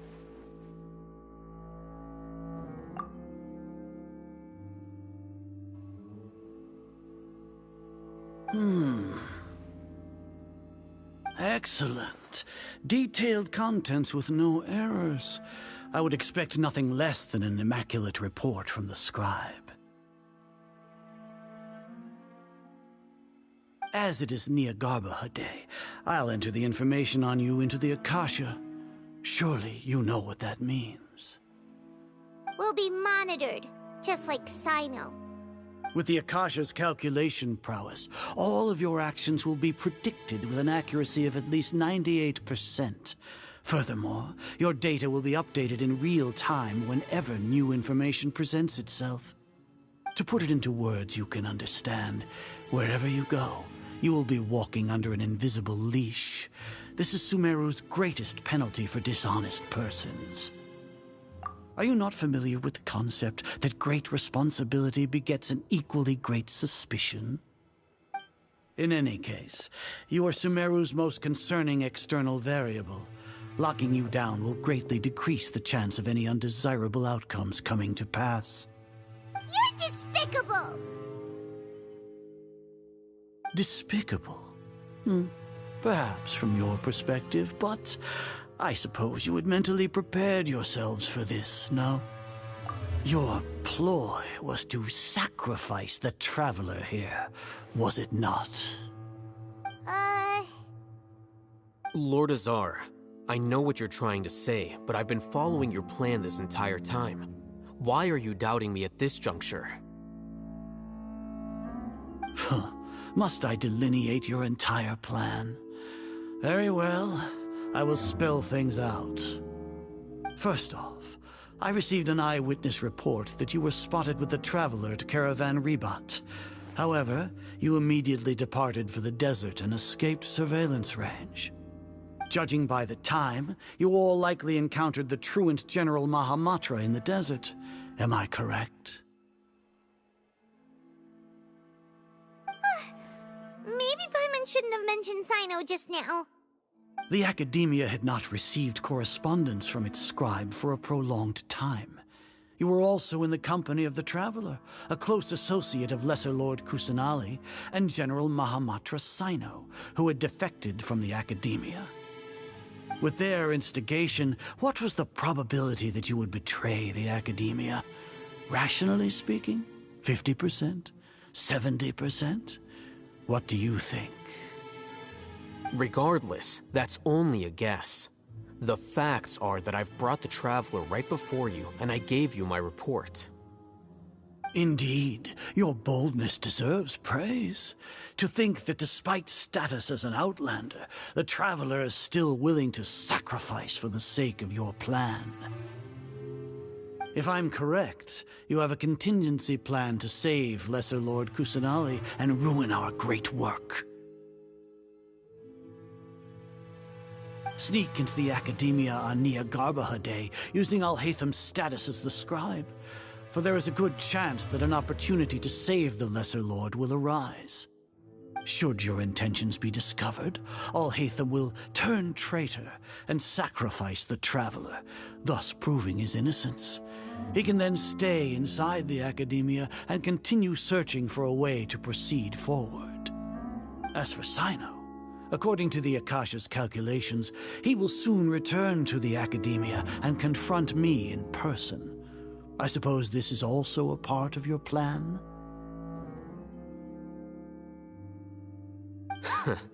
You'll see me as a traitor regardless of what I say, no? Even if you impugn me, it would have little effect on you all. You misunderstand. Losing our scribe would irreparably damage the Academia's regular operations and the development of Sumeru's future academic systems. However, under the current circumstances, even that is trivial compared to what we stand to gain from our great work. You said that I betrayed the Academia, but you, Azar, you've betrayed all of Sumeru, betrayed its Archon. So flight has turned to fight at long last. Guards!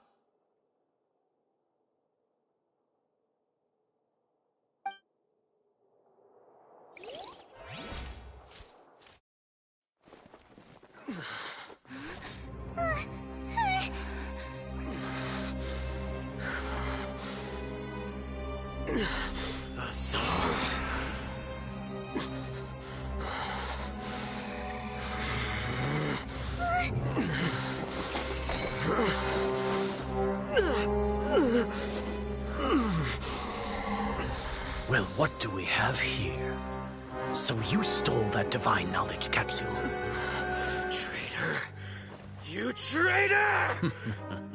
Even the most rational scholar will yearn for the power of a god in a moment of desperation.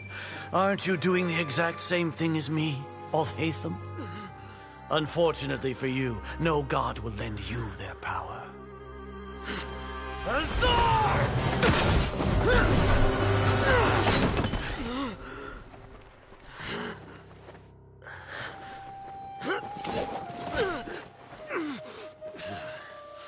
He has gone completely insane.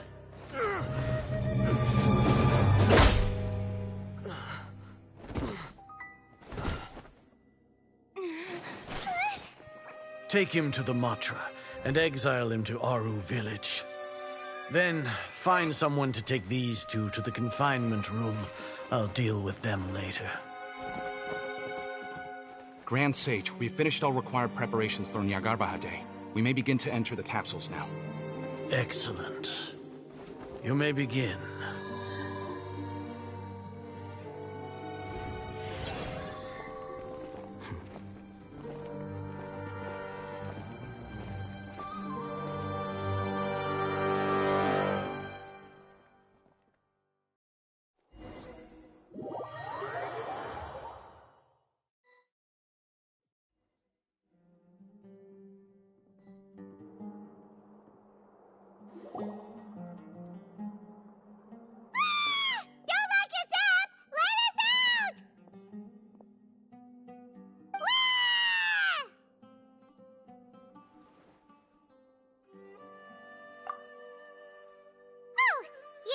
Paimon got a bit carried away there. How was Paimon acting just now? Great, huh?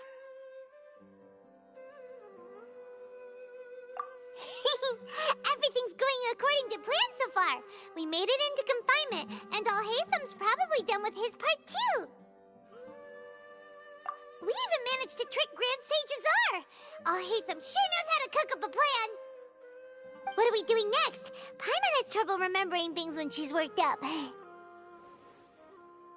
Right! Paimon thinks it went something like this. Apart from that, we still have yet another goal in the first stage of our operation, which is to send the Traveler to the confinement room. What? Why do we want to get her locked up on purpose? She's always been the person the sages are most afraid of, as well as the greatest obstacle to the successful implementation of their plan. They are very aware of the risk she poses to them. Once the Traveler is imprisoned, the sages will likely think that everything is under control. And with their guard down, the next phase of our plan will have a much higher chance of success. I can already see the pompous looks on their faces. Oh, that's a super tricky plan. But Paimon still thinks it's not really worth it. That isn't the only reason, of course. She has a more important task once she's in confinement. According to the Academia scholars in Ramon's custody, Lesser Lord Kusanali has sealed off her consciousness in the Akasha ever since she was captured by the Doctor. That way, they can't pry any more information from her. Even if we break into the sanctuary of Surasthana, it will take time to awaken Lesser Lord Kusanali's consciousness. We need to do that in advance. So our job is to wake up Nahida! Okay, totally worth getting thrown in jail for. The confinement room is inside the Academia, close to the sanctuary of Surasthana. It's a completely enclosed space, and you won't be receiving any visitors. I'll work with Ramon's scholars to make some modifications to your Akasha terminal. Once you're in, get as close as you can to Lesser Lord Kusanali and try to connect to her consciousness. However, as for whether she'll actually wake up, that will depend on our luck.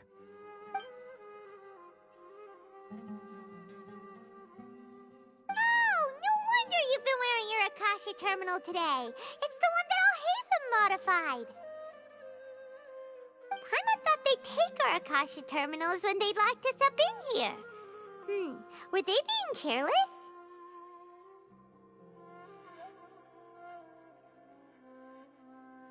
Alright, so what now? Sounds easy enough. We can finally talk with Nahida after all this time. Let's do it.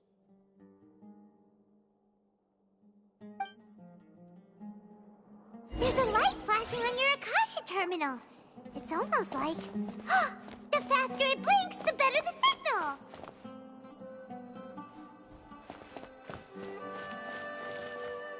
Whoa, it's Mora. Ooh, Mora. No, Paimon, we're not here to hunt for treasure.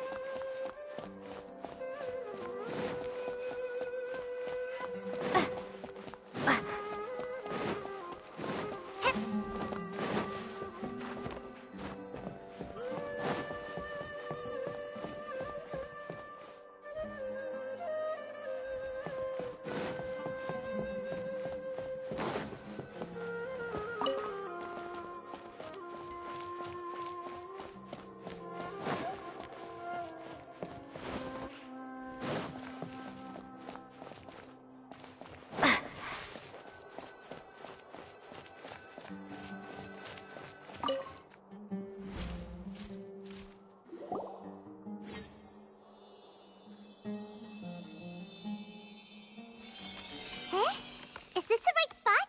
Are you getting anything?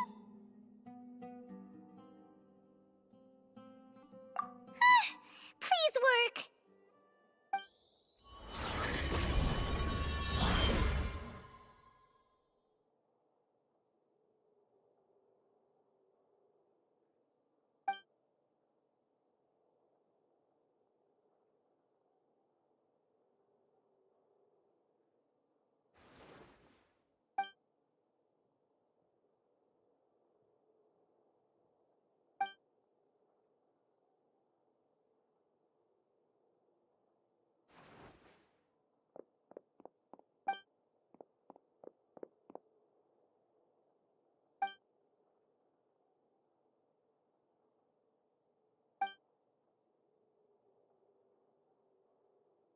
Nahida!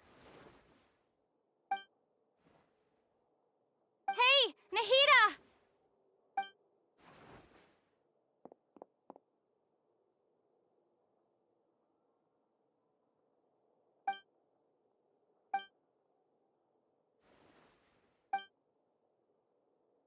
When did it first start? Oh, right. It started from the moment I was born. I wanted to become a worthy Archon. So I've kept studying. Kept listening to my people and their hearts. Kept looking for a way to save Irmin's soul. So I can catch up. catch up to Greater Lord Rukkhadevata. But I'm stuck in the sanctuary of Surasthana. The sages are creating a god to replace me. And I'm forced to lock my consciousness in this boundless darkness. Nahida!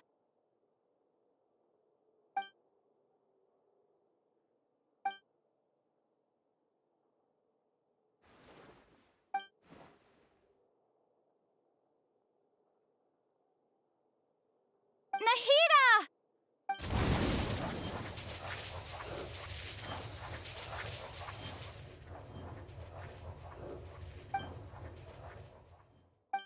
It's so quiet here.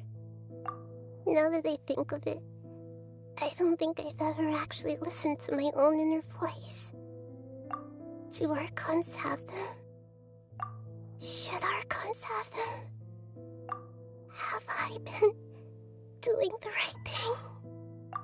Am I really not needed? How do I really feel about all of this? It's so quiet here.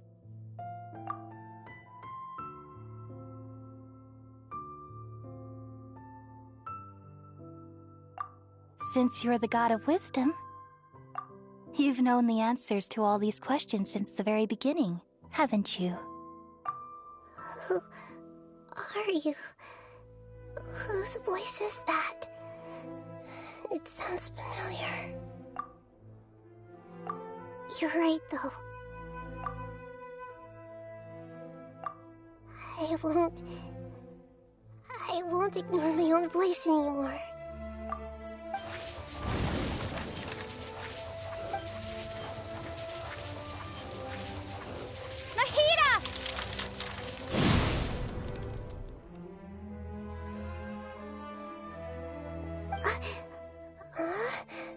Nahida? Did you wake me up? Thank you. Why are you here? We're here to rescue you. Are you alright? I'm fine. It's just... when I think of everything that's happened to me, I feel really angry now. You should have been angry ages ago.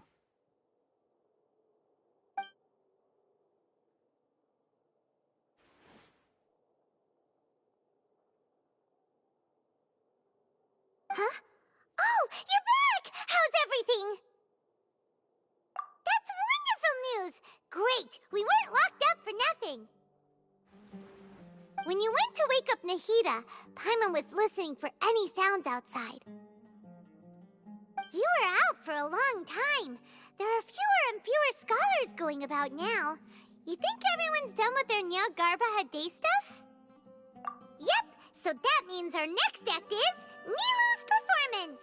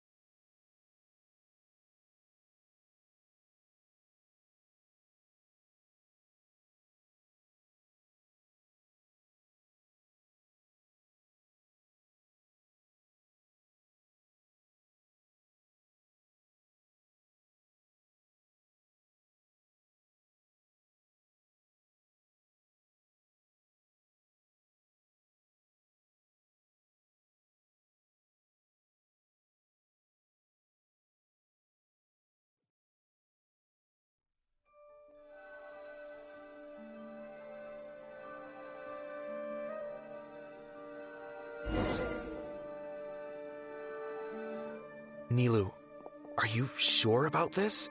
You're taking such a great risk for them. I'm sure, and I'm going. You know that I don't like to pass up any opportunity to dance, and this one is especially important. All right. You seem to have a lot of trust in them, so I won't say more on the subject. But if anything happens, the few of us here may not be able to help you. Don't worry. They've been through worse. Everything's going to be fine. All right. You know, if you really do get arrested, we'll do everything we can to get you back. Be careful, even if it's only for our sakes. Thanks, Mr. Zubair. You're so very kind.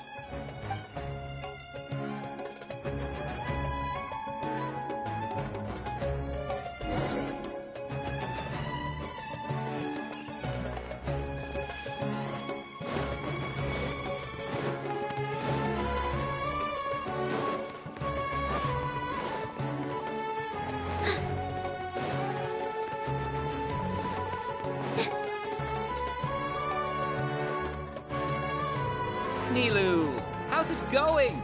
Nervous? Definitely more than usual. But it's because I'm worried I won't dance well enough.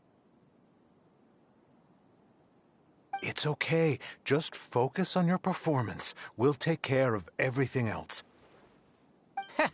You sure know how to talk. Taking all the credit, even though we came here together to help out. Well, thank you both. I'll have to treat you to a meal after all this ends. I really, really appreciate all of your help. Ooh, that sounds great. Huh? How can we say no to that? All right, let's get back to business. Nilou, we'll be here to keep people from going to the academia so they don't interrupt your performance.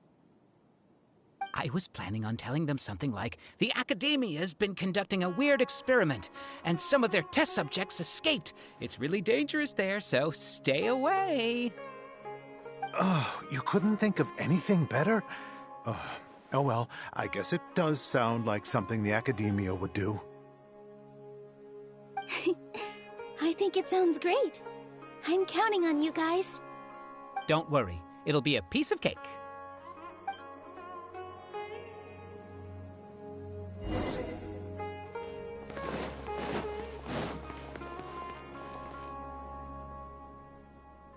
Hey, Nilou!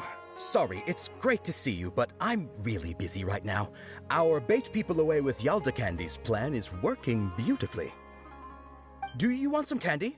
We have more than we can give out. Vihar, thank you so much for doing all of this. And even dressed up as the Knight of Flowers, no less. I'll pass on the candy, though. I cut back on sweets in the period leading up to a performance, and I'm about to start one. You have a point. The stage is cleared and everything's ready, so you can start your performance at any time. Yeah, thanks to you. I'm really grateful. All right, time to hit the stage. You're welcome. The honor's all mine, since I'll have such a great view of the show.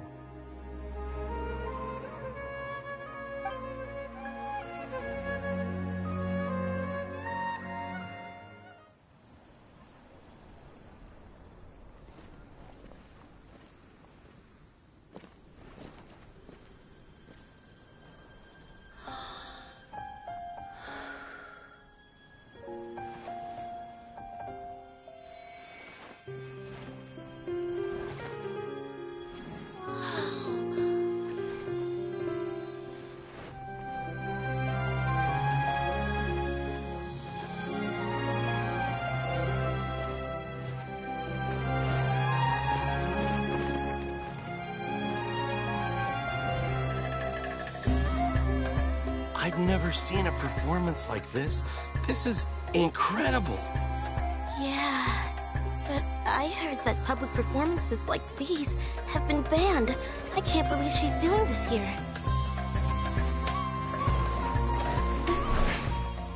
Grand Sage, there's some commotion outside. How uninteresting. Issue the new Prohibition Act from the Akasha to the guards. They'll know what to do.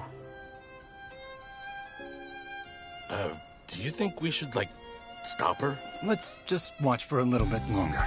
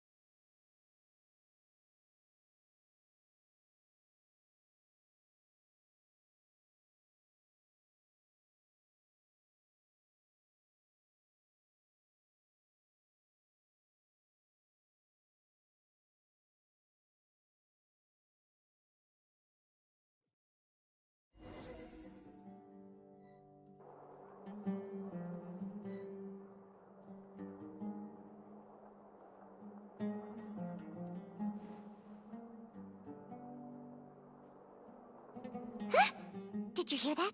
It sounds like a lot of guards just ran by. Does this mean the plan has moved on to the next stage? Yep. It's great that everything seems to be going well. Come to think of it, when did Alhaitham replace the knowledge capsule that was about to be entered into the Akasha? Oh, so that's when he did it!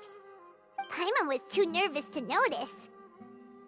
Speaking of, didn't Alhaitham also yoink the divine knowledge capsule from that mercenary leader in Port Ormos when everyone else was distracted? It's a time-tested trick of his.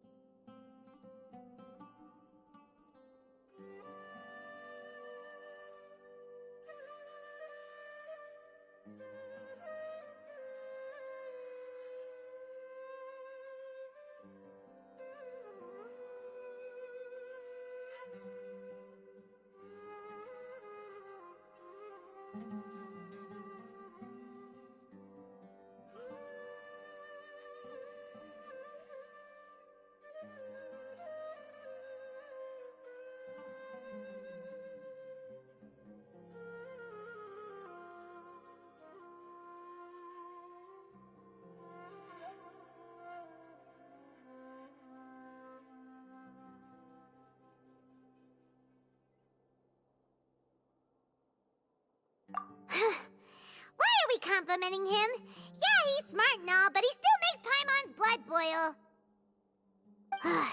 Let's review our plan for this stage again. It's not like we have anything else to do right now anyway, and it'll help us feel more confident. Paimon remembers that Nilou's task was supposed to go a bit like this. Now that Lesser Lord Kusanali's consciousness has been forcefully sealed, the core figures of the Academia and their guards have started to wear their Akasha terminals again. With the Doctor's technological support, they think they have nothing to fear. How despicable of them to rely on such a person. But this is also our chance. I was originally asked to draft the knowledge capsule for the Artistic Performances Prohibition Act when I was still at the Academia. It should be on the Grand Sage's desk right now, and will be entered into the Akasha during the next Nyargarbaha Day. Are they really going to stop all artistic performances? That's horrible! I'll make an identical knowledge capsule, but this time, I'll smuggle some misleading information into it. We only need to find an opportunity to switch the capsules. Once it's been entered into the Akasha on Nyargarbaha Day, if someone were to be seen performing in public, the sages would definitely use that opportunity to announce the ban, and so the misleading information will be disseminated amongst the guards. Sure sounds complicated. But it seems like if everything goes well, we'll be able to get rid of all the guards in the academia without any effort. That's pretty clever, getting right into their heads. I just have one question. Even if we manage to get the misleading info out to the guards, how can we be sure that they'll believe it? People who are used to relying on the Akasha become less inquisitive, and their ability to distinguish truth from misinformation is significantly reduced. They will view everything the Akasha releases to them as the unequivocal truth. The Akasha will turn humans into machines. I've seen it happen many times. Yikes. Good thing I didn't wear it for long when I was working in Sumeru City. At first, I thought it was a good thing, too. By the way, this plan still requires a performer, right? Do you have someone in mind? Nilu of Zubair Theater. I know her really well. We can trust her. I'm kinda hesitant to ask her to participate in a dangerous plan like this, but we can ask her in person. All right. After the guards in the academia are gone, then it'll be time for me and my stowaway brothers to shine.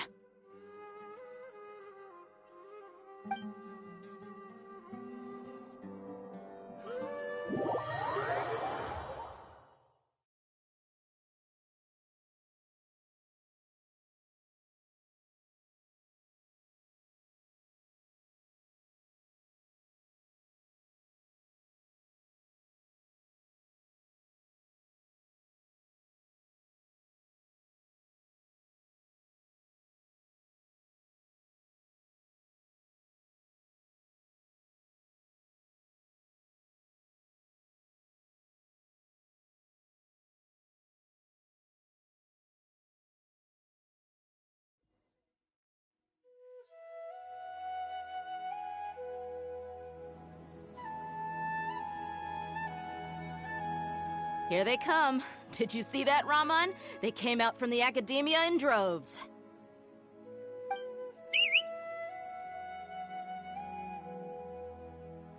After laying low in the city for so long, this is the moment we've been waiting for. My brothers have already sprung into action. We couldn't do anything to them inside their coop, but outside the academia, this is our hunting ground. With a lioness like you, the prey sure won't be able to run far. We still need to eliminate the guards as soon as possible. If we give the sages enough time to realize what's happening, the plan's doomed. All they've done is to sit on their cushy salaries and twiddle their thumbs all day while we fought and struggled every day in the desert. The only advantage they might have is their numbers. Speaking of which, most of the guards who report directly to the Six Sages belong to the Corps of 30, but they have a completely different reputation. Following those blasted sages every whim, throwing away all the principles of being a mercenary. As someone in the same profession, I'm obligated to teach them a good lesson today. Indeed, the trap has been set. All we need to do is lead them there. All right, let's each take a road and herd those scattered guards back into one place. Make sure to attract their attention. Isak will be the key. You gave such an important task to that child. Will he be okay? It'll be fine. Isak was so determined to help, so let's put our faith in him. Besides, even if he's caught, the guards would be too scared to do anything to him. They've never seen Lesser Lord Kusanali in person, after all. You've got a point. Anyway, I think I see them coming. Let's head out. Good luck.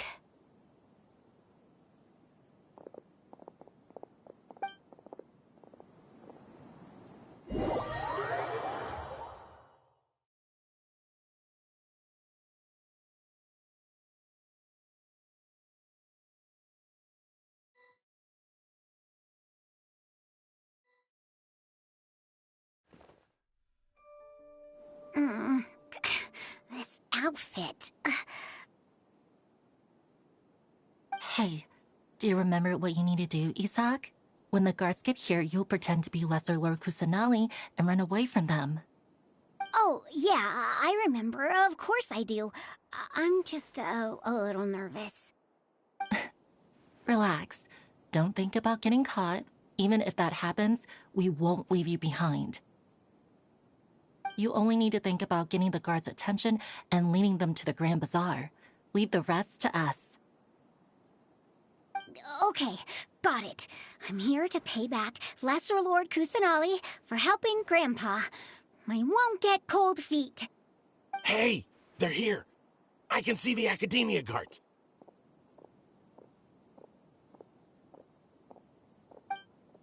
All right, it's time, Isak. Take a deep breath and go. You can do this.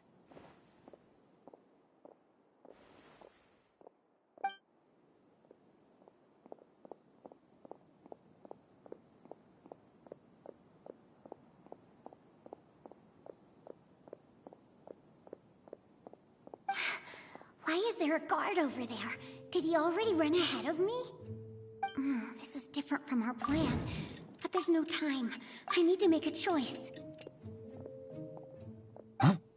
Did I just see something dart by? I'd better go have a look.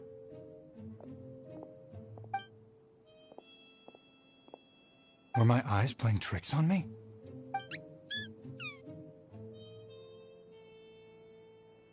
I should go check to see if someone's hiding over there. There seems to be nothing here. Just a... Good thing they didn't find me. I was close. I'd better hurry and keep going.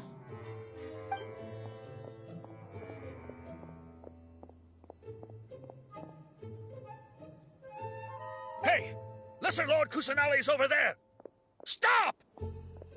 What? Lesser Lord Kusanali? How did I not see anything just now? Oh no, they found me. Where should I go?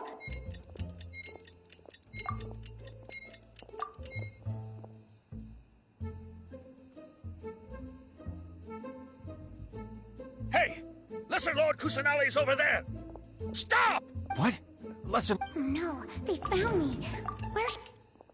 The target suspected to be Lesser Lord Kusanali has escaped into the Grand Bazaar. Assemble and arrest her!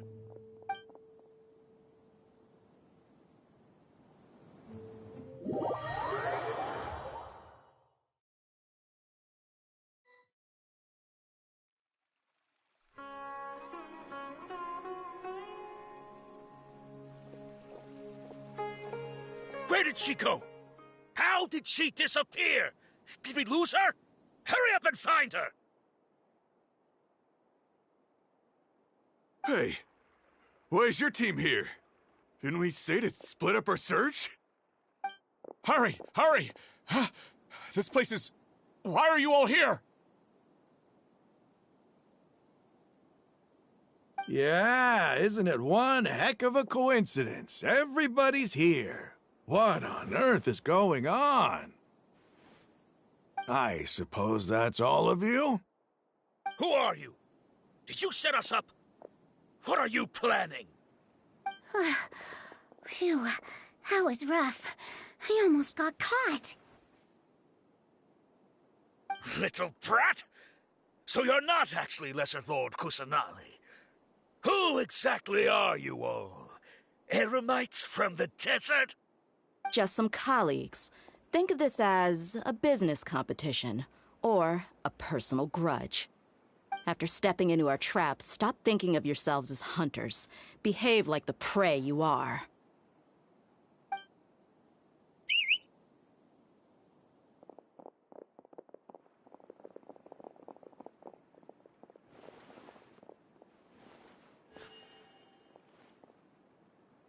An ambush? How's that possible? This is Sumeru City, but mercenaries from the desert somehow ambushed us! You've spent all your time hiding away in the Academia. This place has long since become our hunting ground. Brace yourselves!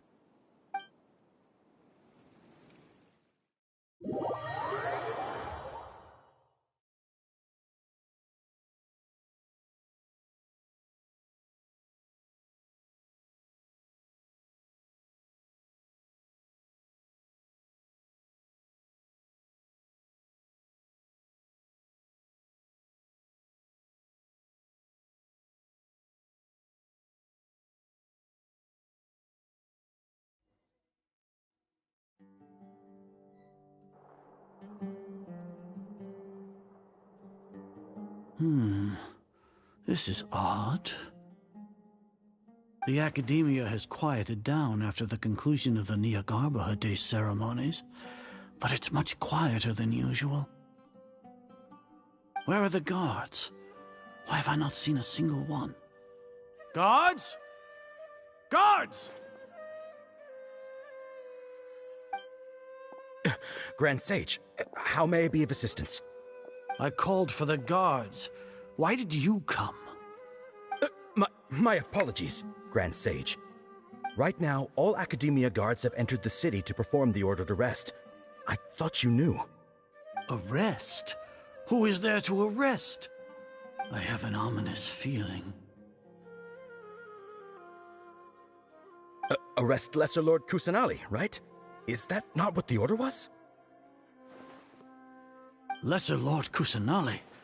You mean she has disappeared? Yes. I wouldn't dare make up something like that. Right now, everyone is in a panic, and many are saying that Lesser Lord Kusanali will take revenge on us. What happened? Just what is going on? Lesser Lord Kusanali somehow escaped? Was it Alhaitham and his party that freed her? That's impossible.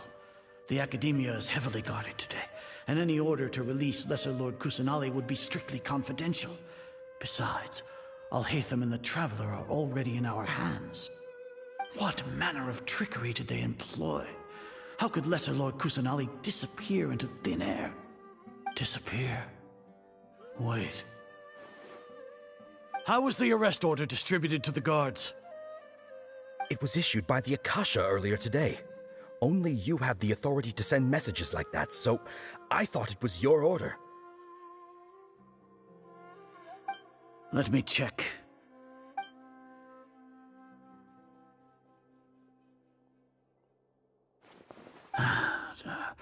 Here.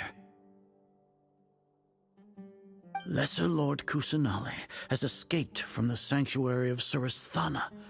Go to the city and arrest the escapee immediately. The Akasha indeed contains this information, and it clearly appeared in my mind. How did they bypass my permissions to issue this kind of message? Was it the report about the Traveler that Alhaitham submitted? No. I specifically checked that knowledge capsule before entering it into the Akasha. Could that have been a red herring? Well, even if I figure it out now, it won't make any difference. The important thing now is to confirm Lesser Lord Kusanali's status. Have you been to the sanctuary of Surasthana to confirm that Lesser Lord Kusanali has indeed escaped? Confirm? No, I haven't. It may be a bit offensive to say this, but Grand Sage, what you're saying doesn't make any sense. How can the information in the Akasha be inaccurate? What the Akasha decrees is fact. That is common knowledge to all of us. If we have to confirm the information and knowledge from the Akasha ourselves, then how is that any different from us learning that information ourselves? Wouldn't Greater Lord Rukkhadevata's legacy lose its meaning that way? In the beginning, it was I who asked you to believe in the Akasha, to believe in the legacy left by Greater Lord Rukkhadevata. Are you trying to use my words against me? No, Grand Sage. I'm merely confused because I believe in you. I never meant to refute you. Stay here and see if there are any suspicious people around. I'll go to the sanctuary of Surasthana on my own. Yes, Grand Sage.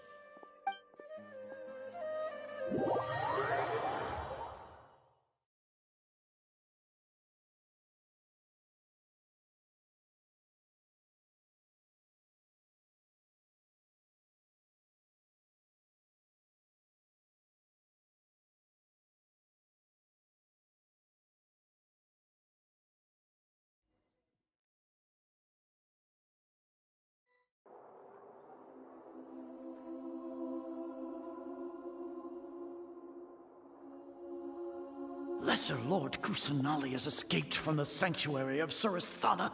Go to the city and arrest the escapee immediately.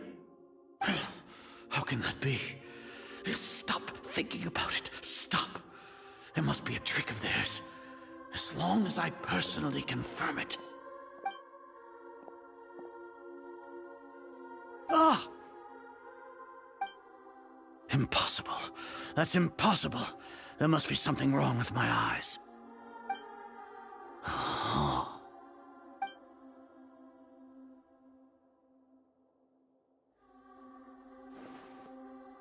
What a comical sight, Azar. Once the Akasha has put certain thoughts into your head, even the Grand Sage can no longer see what's right in front of him. You all can only see the world in your mind, the one you think you know. And precisely because of this, you disregarded Lesser Lord Kusanali's existence. She has been a wise and worthy Archon. Sino, have you been waiting for a chance like this? The Akasha predicted that you would return to the Academia to confront me, but I didn't expect it to turn out like this. I was careless. No, you were blinded. Your faults stem from your reliance on the Akasha. You're still the same as always. I truly did not expect a proud person like you to cooperate with Alhaitham and the Traveler. People change, Azar. Admit it. The Akasha can't predict my actions anymore. Then tell me, what have you found during your investigation? You want to buy time? This is the sanctuary of Surasthana. Under your own regulations, even Academia staff are forbidden to come here. No one will come to save you. As for the investigation, I've at least confirmed that you are guilty of insurgency against the Archon. A serious crime. So what? Did you do all of this so I would plead guilty in front of you, General Mahamatra? No. I want you to plead guilty in front of the Archon herself. You once said that I had no standing to judge you. So now, how about judgment in the name of a god?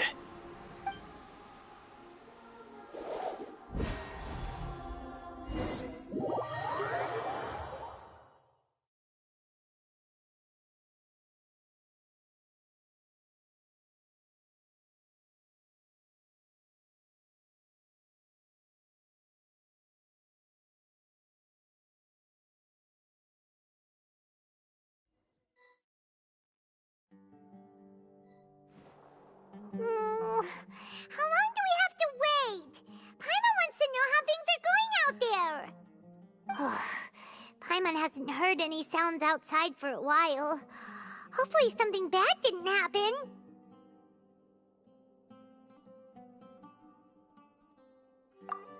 Yeah, but aren't you scared that we might be locked up in here for the rest of our lives? Thinking about it, at least Paimon has you. We could still chat like this. When Paimon thinks of Nahida being imprisoned alone in the sanctuary of Surasthana, Paimon can't help but feel sorry for her.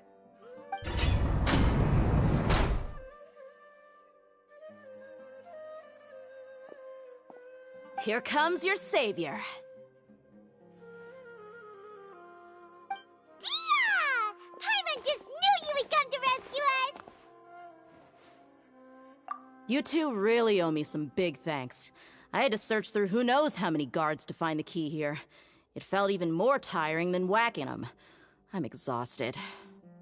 Thanks a lot. Need Paimon to rub your shoulders? No, that's, I'll pass. What are you afraid of? Oh, are you ticklish? Now isn't the time to talk about being ticklish. Things in the city and on Sino's side are both going well. The guards that stormed out of the Academia are all taken care of. The Corps of 30 is in charge of the city's defenses, but we already talked to Asfand. They've been fed up with the sages bossing them around. As long as it doesn't break their employment contracts, they'll turn a blind eye. That's Probably because you've been super great friends with them for a long time. So, how's Sino doing? The Grand Sage is in his custody. Even I know how terrible it is to fall into Sino's hands, so he probably does too. Sino forced him to release Lesser Lord Kusanali. He has no choice but to obey. So, hurry to the sanctuary of Surasthana.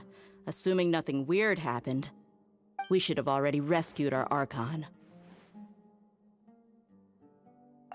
Honestly, I didn't expect our ragtag bunch to do this well. We just came together last minute to save the Archon, you know? Alright, you two better go. I still have to clean up some messes in the city. See you around.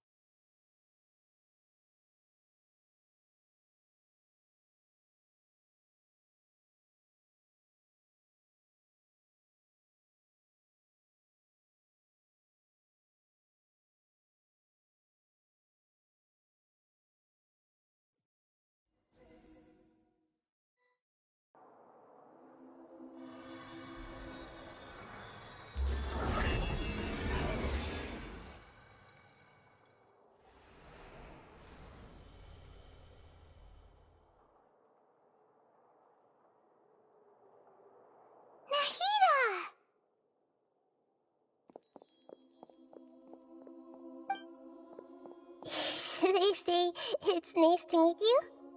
This is the first time we've met in real life. Before, we've only met in dreams, consciousness, or when I was in someone else's body. Thank you so much for coming to rescue me, but I also need to apologize.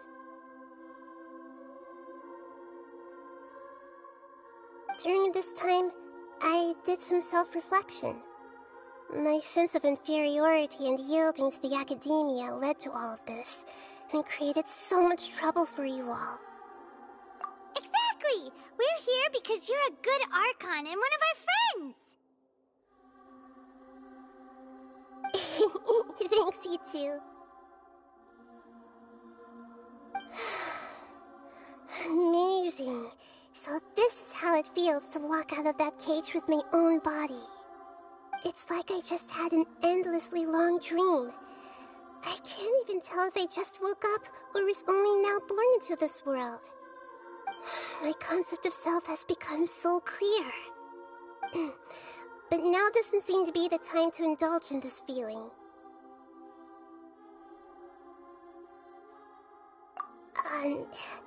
This is really embarrassing. You all just rescued an Archon, and now she needs your help to save her country, and even the entire world. It's okay. With you here, Paimon's sure that everything will work out. There's one more thing. What is it? For all the things the Academia did to me, and for all the folly it committed in the name of wisdom, as their Archon, I will make them pay. Ah! Wow! That's the spirit! You're finally standing up for yourself and not letting people walk all over you! I understand now.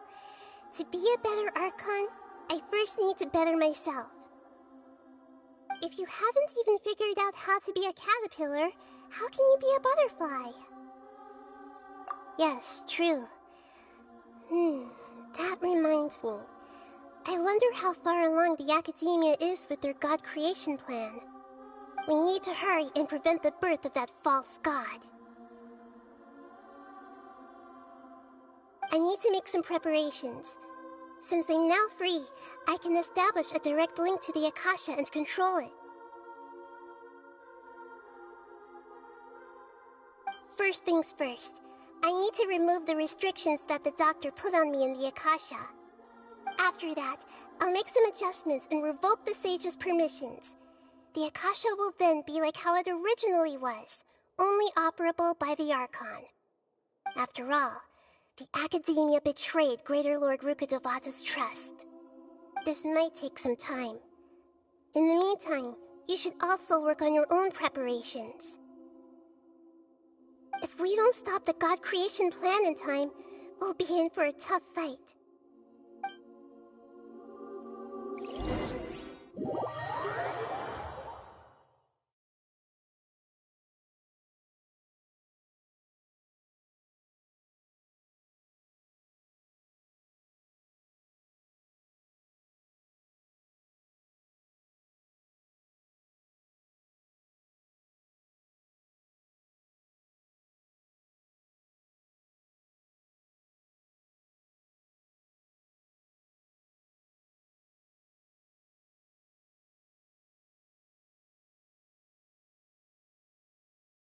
You might as well prepare for a fight. When we're done, we can take a walk around. After all, we missed out on a lot of stuff when we were lost.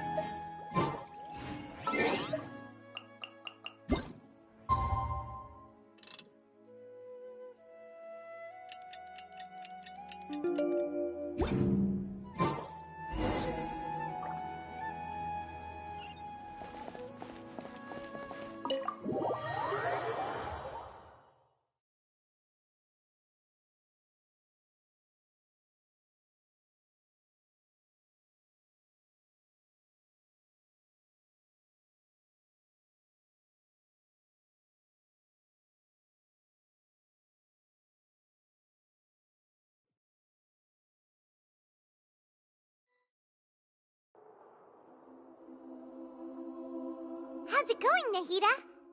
I'm done with the parts that needed my involvement to complete. Although it's my first time working with the Akasha like this, its internal structure and operation procedures are easy for me to understand. Greater Lord Rukkhadevata's design is truly brilliant. Oh, also, this is for you. Huh? What's this little floaty thingy? It's a small device I put together just now. You can think of it as an upgraded Akasha terminal. You may not need it right now, but it should be helpful in certain situations. Wait! This thing has the same characteristics as Paimon! We're both small things that float! Oh, all the things that make Paimon special got copied! When Paimon appears with the Traveler from now on, people won't remember Paimon because she isn't unique anymore! It's alright, Paimon. It can't replace you. It's only a flying device, but you're the Traveler's irreplaceable friend. You're so good at comforting people, Nahida. If only the Traveler was as smart as you.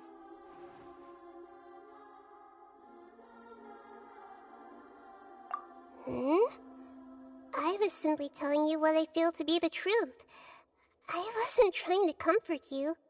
Nahida, you're natural at this. What you just said made Paimon even happier.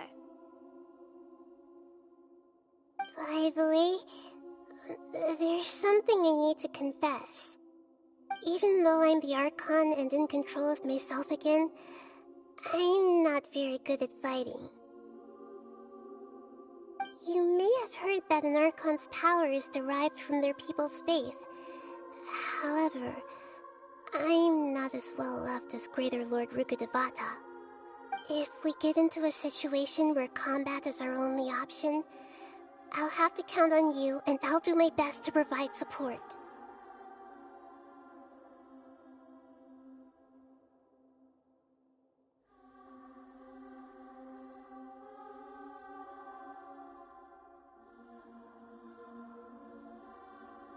I'm glad I can rely on you. So the God of Wisdom isn't good at fighting? That actually sounds about right. I've located where the false god is. Time is of the essence, so let's skip to it.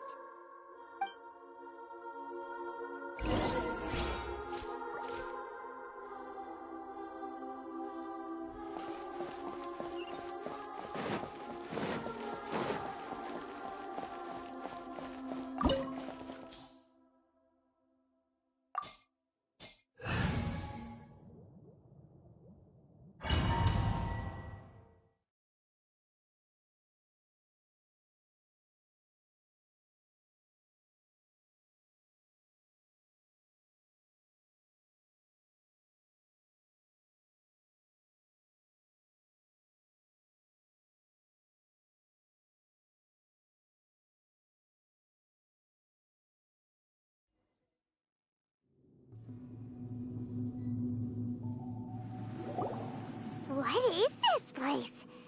Is this really the way we need to go? Wow. Who would have thought there'd be a place like this hidden right slap bang in the middle of the city? The sages wanted to realize their god creation plan without being discovered. The safest and most convenient way would be to build within the academia itself. That's true. They were already hiding one god, so why not two? Judging from the structure here, the project is a huge undertaking. The sages really saw the god creation plan as their ultimate goal. But this place doesn't look like it could have been constructed by the academia alone. The Fatui under the Doctor sure didn't hold back. They provided a lot of technological support. Yeah, or else they wouldn't have been that generous. Is that it, though? I've always felt that this doctor is different from the academia sages. He doesn't seem to share their sense of urgency. Instead of being interested in the end product, it's like he's enjoying the experimental process. The Fatui Harbingers are all such weirdos. So, the doctor being weird is actually normal. So, this Fatui that they're trying to turn into a god is called the Balladeer? We had previously come into contact with his consciousness. He harbors particularly strong obsessions. One is the desire for a gnosis, since he was created to be the vessel for one. The other obsession is probably related to his past. I can't quite explain it. Paimon knows that he was a prototype puppet for the Raiden Shogun before he became a Fatui Harbinger. That's why he wants a gnosis so badly. There's no way he'd willingly be a test subject. Now with that temper and ego of his. It sounds like you know the Balladeer quite well. I see. Tell me more about him and what he's like. The more we know now, the better we can plan for and react to any future situation.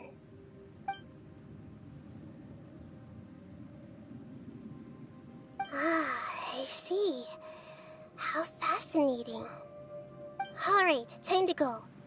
Let's get through here and meet him in person.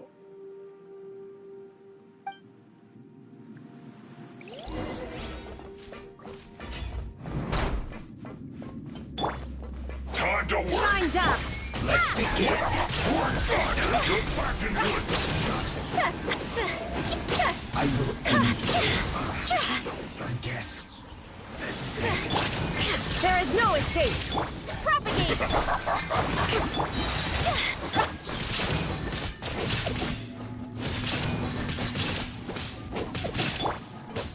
Scatter! My work finished.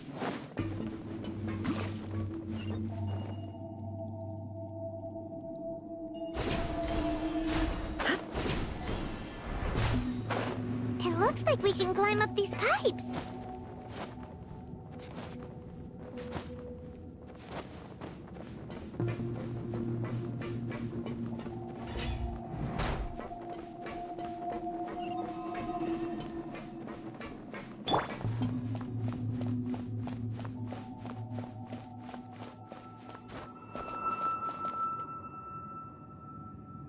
The pattern on the ground seems all messed up. Let's go around and see if there's a way to fix it.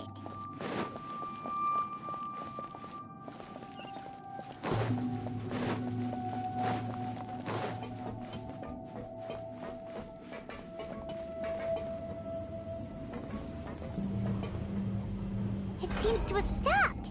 Let's continue.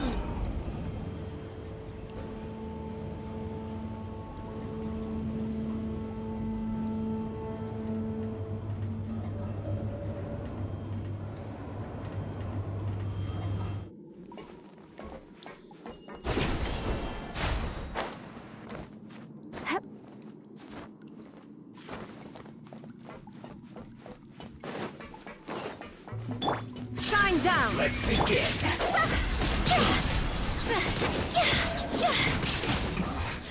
This isn't good.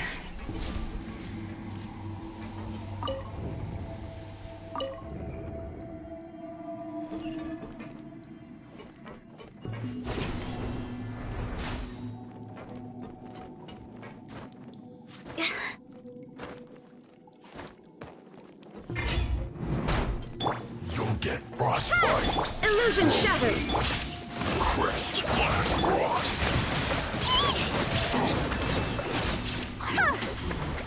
Disgusting. Pay your dues. There is no escape! Torn to oblivion! You can't run from death.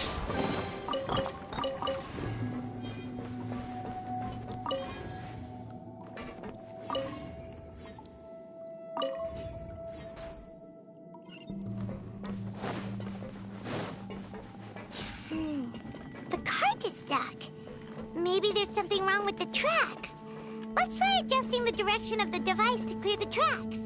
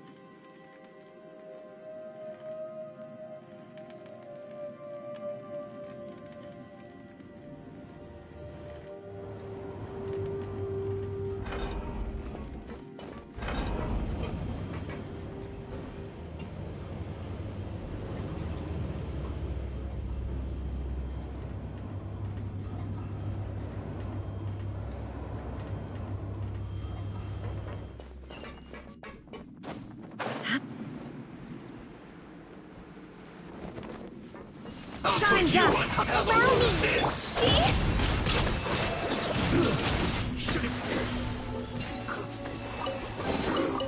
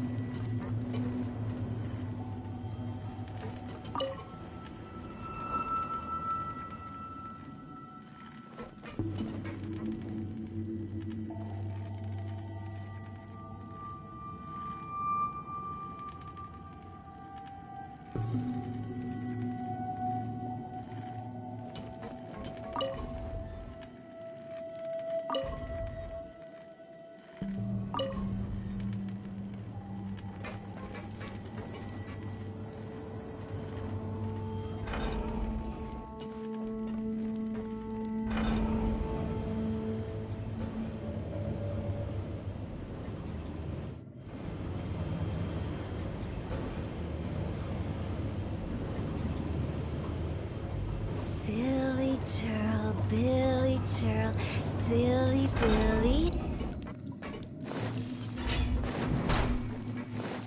Illusion shattered! Let's begin! Thrust and rebuild! Go! I will end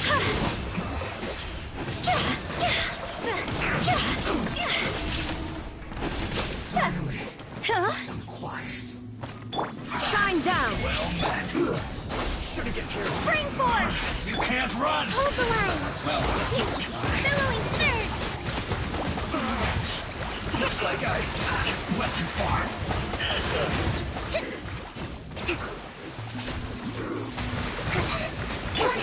Illusion shattered! Inazuma shines eternal!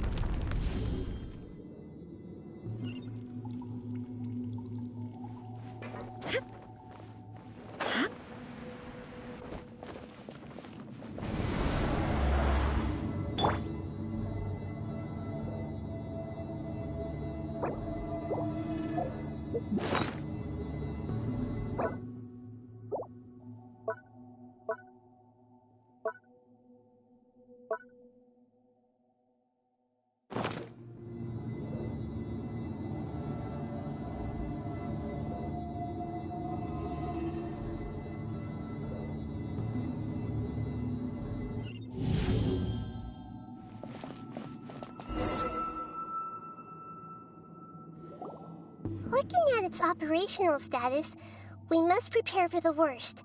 The god they wanted to create is likely close to completion or already completed. Oh no! What should we do? Paimon can't imagine how hard it would be to fight against that Fatui Harbinger with a Gnosis! Are you nervous, Paimon? If you really want to know, of course Paimon's nervous! Aren't you too, Nahida? Yes, I am. This is probably the first time I faced with a calamity of this degree since my birth. I feel not just nervous, but curious as well. Curious? Curious about what? Curious about our fate. To me, everything we perceive in this world, everything we learn, and everything that happens to us is considered knowledge. And if it's a form of knowledge, then it can be understood. However, only fate is about that which has yet to occur, so it has always drawn my curiosity. So to me, fate is the ultimate knowledge. That's also why I love observing humans and all the things that happen to them. It all brings me great satisfaction. And now, at long last, I'm not just an observer anymore. I will personally experience my own fate with you by my side. Isn't this such a wonderfully exciting thing? Ah, so that's what you mean. Paimon thinks she understands what you're feeling. Agreed. Okay, let's continue on. I can sense his aura from here.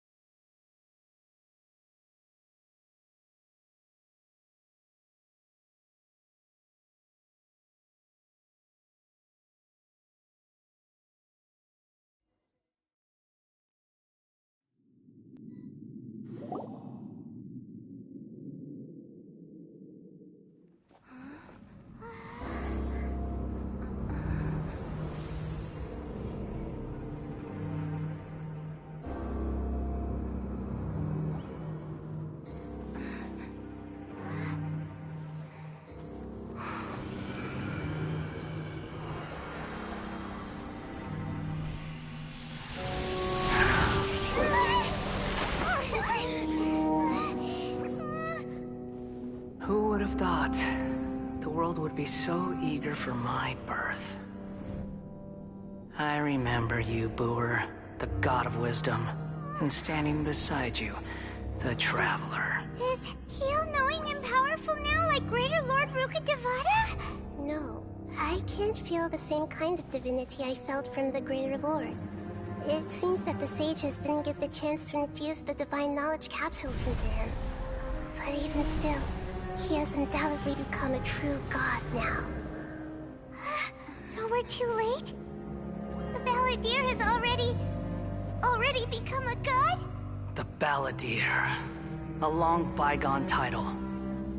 When my spirit ascended to divinity, I felt as if I had existed for the same number of epochs as heaven and earth. Looking back, the existence of what once called itself Kunikazushi appears infinitely small and ugly.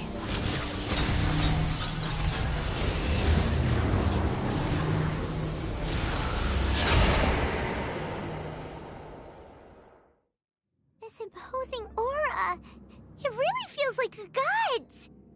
A body that capitalizes on the Balladeer's original construction as a mechanical puppet, with the Gnosis serving as a constant power supply. How much effort and resources did the sages put into this? From a purely technological perspective, it's a commendable achievement indeed. It's no exaggeration to say, this is the culmination of human wisdom. You sure are something! Dishing out compliments at a time like this? But I don't think he's reached the spiritual height of a god. Strife is engraved upon every god and every gnosis brought forth into this world. Can you feel it? The exhilaration of such power, and the thrill of anticipation for our contention. Nahida wouldn't feel the same things as you! Do you not realize that you are interrupting a conversation between gods? Lowly creature, know your place! The strife engraved upon a Gnosis. You're talking about the Archon War. Tevat's current peace was not easily won. I didn't personally participate in the Archon War, but the way I see it, all those losses were meaningless, driven by the demands of the laws. There's no point in bringing it up again. Is that so? Yet I am deeply disappointed that I was never allowed the fortuity to personally participate in the Archon War. This is a first. Encountering a god in this world who does not crave power. No wonder your own people have abandoned you, god of wisdom. Your judgment is as your existence, unsubstantial. This is where everything ends, Booer, the god of wisdom. You should know that wisdom cannot solve every problem. Like now, where your only option is to face me in combat.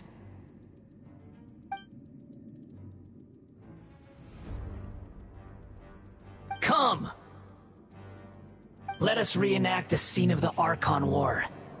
Come and inaugurate my birth as a god.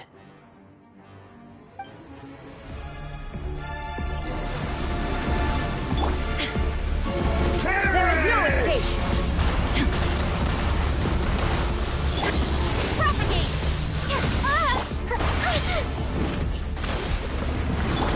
Churn!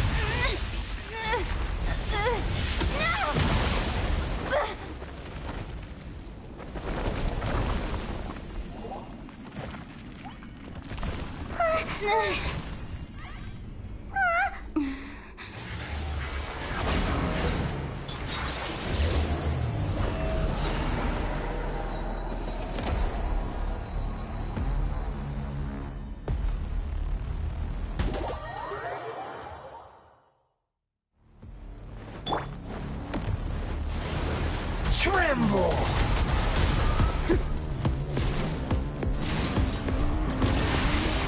Burn to oblivion!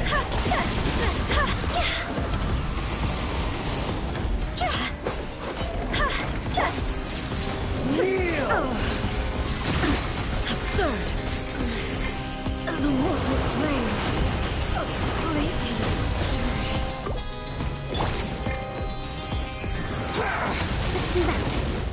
Allow me! insolent! Tremble!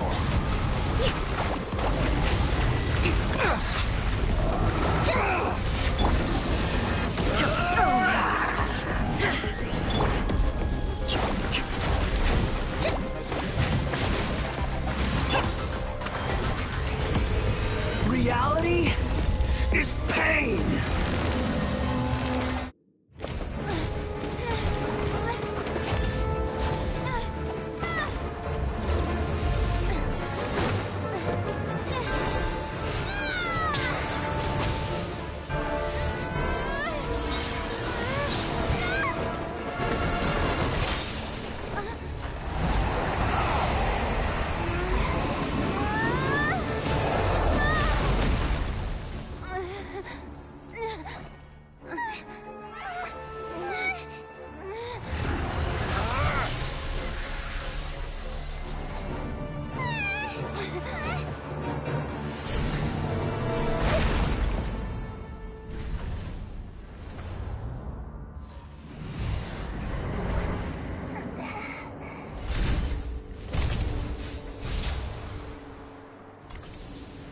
This is supposed to be a battle between gods, yet you choose to hide behind a mortal.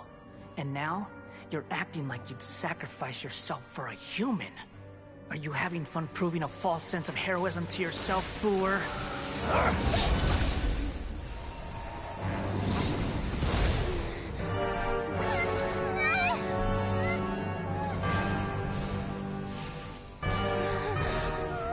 The data collection is almost complete. Do you even know how many times you've tried to take my gnosis from me?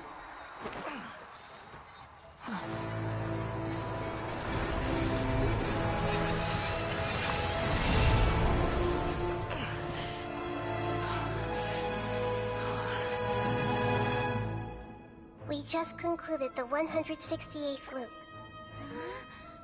Did you know that in the effort to create you, the people of Sumeru were forced to live through the exact same number of Sabzeruz festivals and Samsara cycles? The power of dreams. When did you use it on me?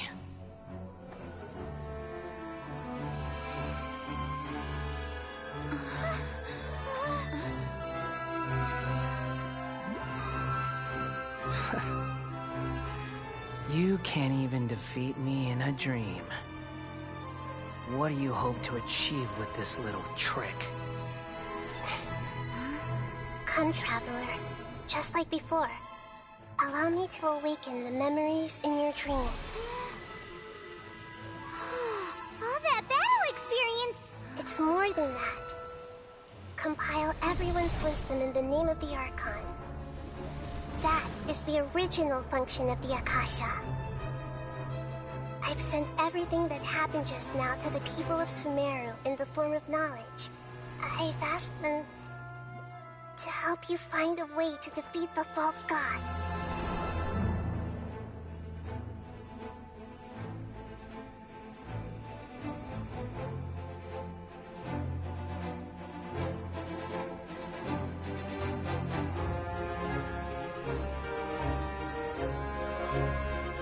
Now, all of Sumeru's wisdom is at your disposal. Meaningless tricks won't save you.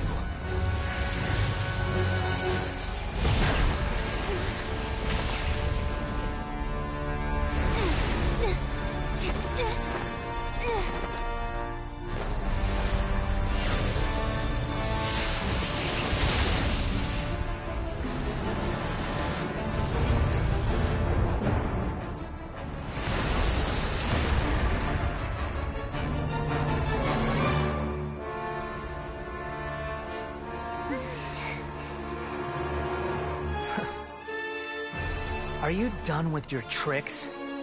Can I finally take this as a real battle between gods?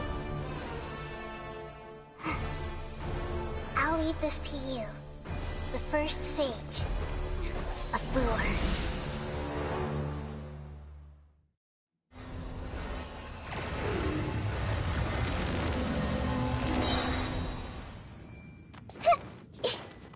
A thousand eons, mine to dominate!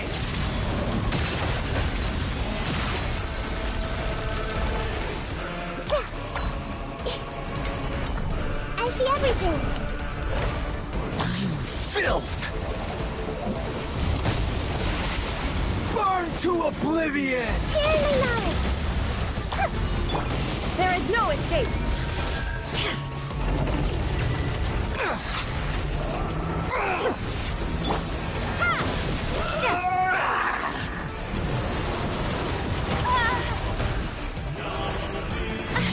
Filth!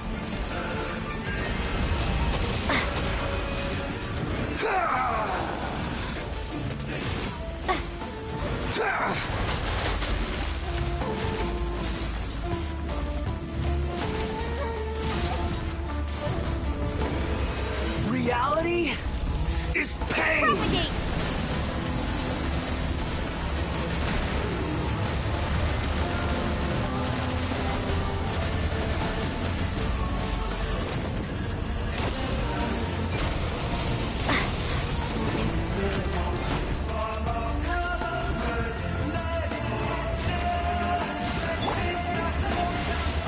Burn to oblivion!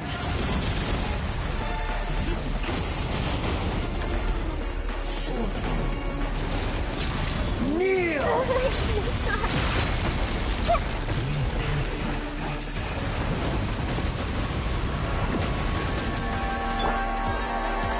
Good riddance, cruel world.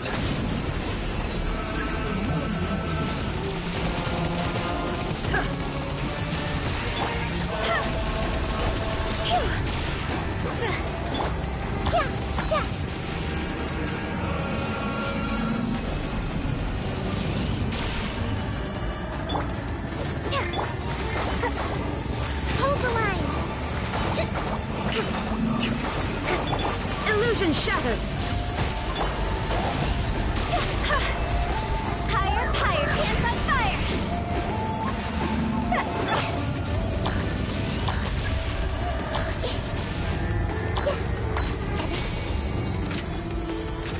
Your new god awakens! Now, your eyes have been opened. Rest and rebuild! Kneel! There is no escape!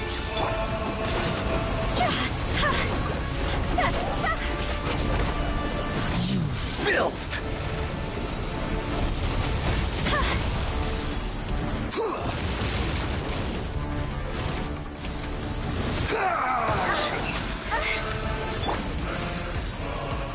Scatter! Tremble!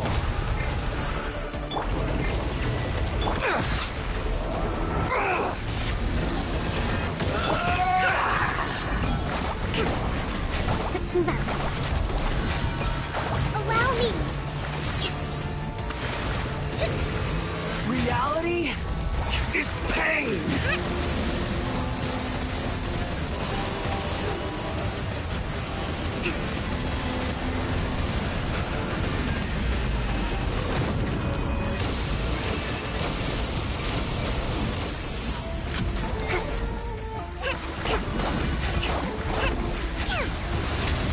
Kneel!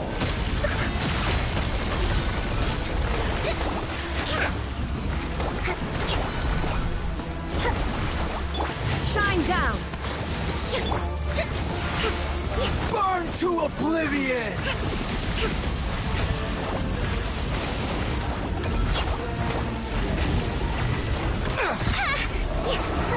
Rest and rebuild!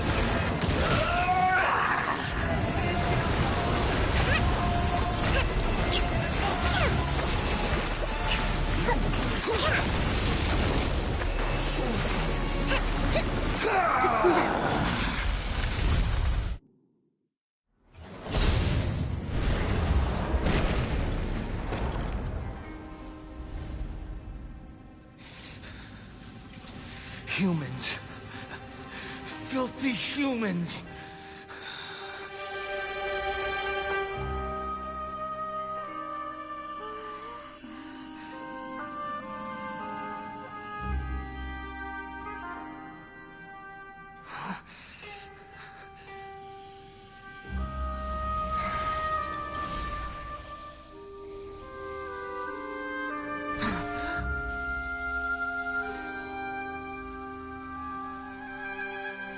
No! Wait! Please! Anything but the Gnosis!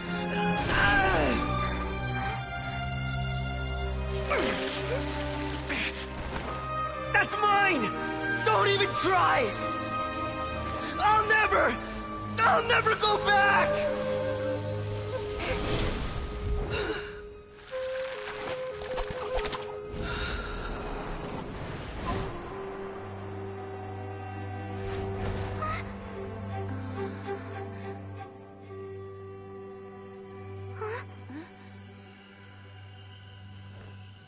We haven't yet found the answer to the most important mystery.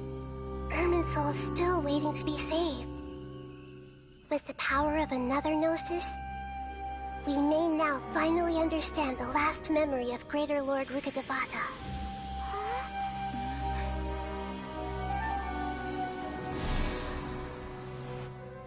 This is... That's right. This is the last memory of my predecessor.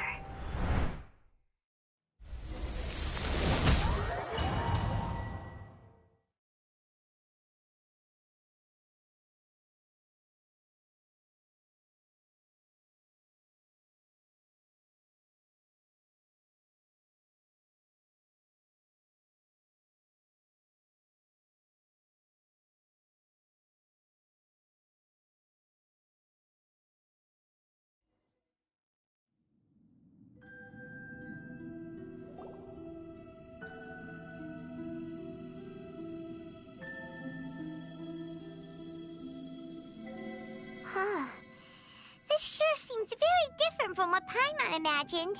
Shouldn't Irminsul be in this realm of consciousness?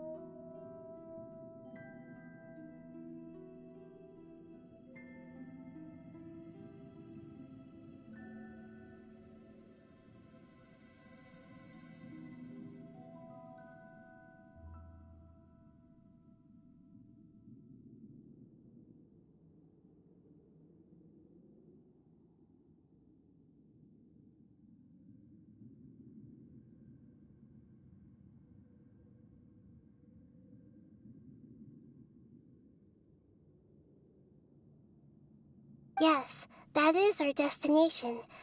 But I didn't expect the remaining consciousness of Greater Lord Rukkhadevata to be as polluted as this.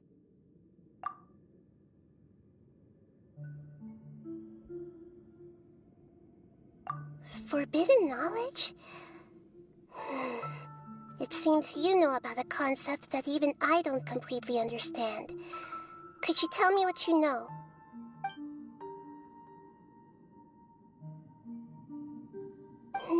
Your inference seems logical enough.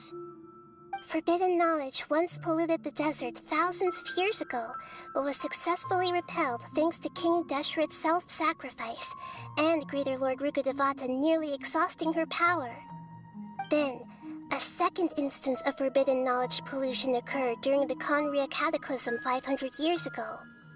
But I'm afraid it is much more serious this time, with Irminsul itself already in danger. So, if we're in the remaining consciousness of Greater Lord Rukkhadevata, and it's also been affected by forbidden knowledge pollution, then Does that mean, in order to save us, Greater Lord Rukkhadevata? Yes. It's very possible that she sacrificed her life in the fight against forbidden knowledge. She didn't completely eradicate forbidden knowledge, but if it weren't for her actions, the pollution would have been far more rampant over these past 500 years. The way that everyone, including me, has forgotten everything about forbidden knowledge may very well be due to her restoration of Irminsul. Aww. Do you feel sad, Nahida? I'm just sharing her pain. The pollution of her consciousness here is severe. There is madness, chaos, and pain all around us. Did she fight to resist the forbidden knowledge pollution in such terrible conditions, all the way up to her last breath? She even used her last remnant of lucid consciousness to leave a clue for us to follow.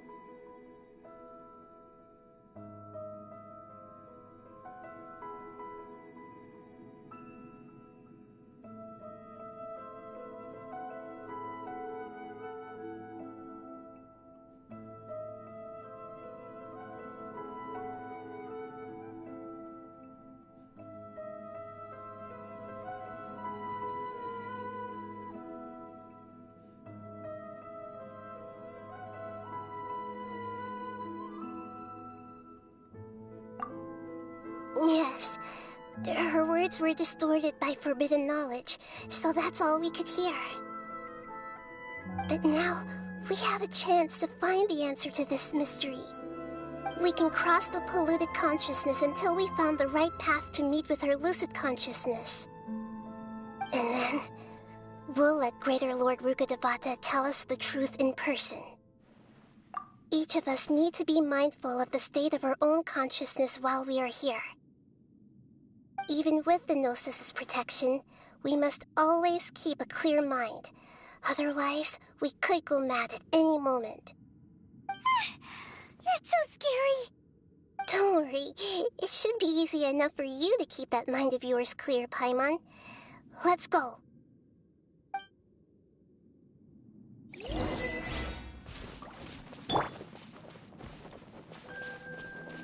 Are we in the air? And why is there a huge boat? That's the boat of consciousness, which symbolizes reason here.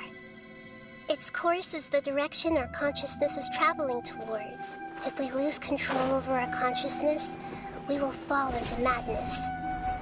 So let's make sure the boat stays on course. Wow! What are these? The monsters seem to have been affected by them.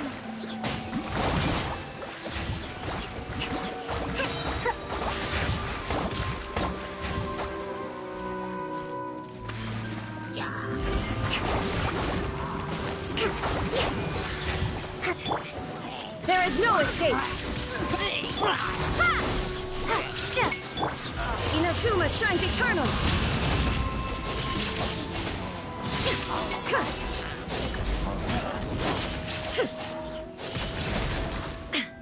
Illusion shattered!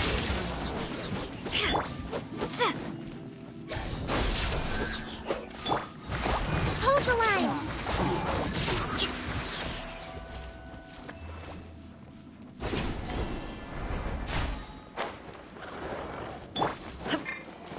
There is no escape! Torrent, bring refuge!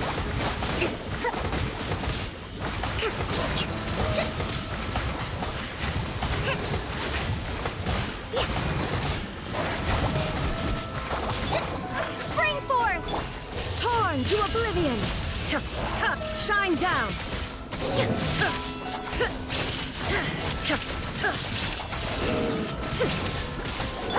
Rest and rebuild! Let's move out. Woo! A four-leaf sigil has appeared in the sky!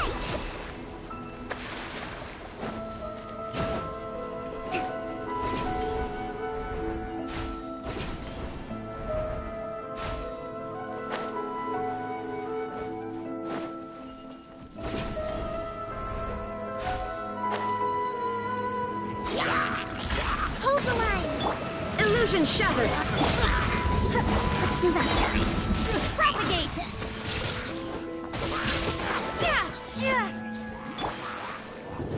Shine down! Cure!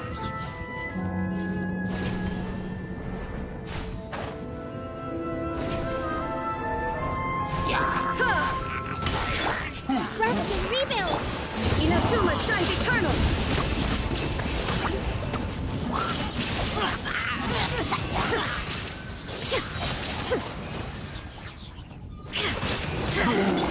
Covenants of the Deep!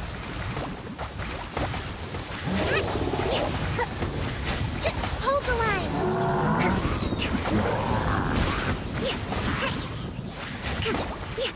Germinate!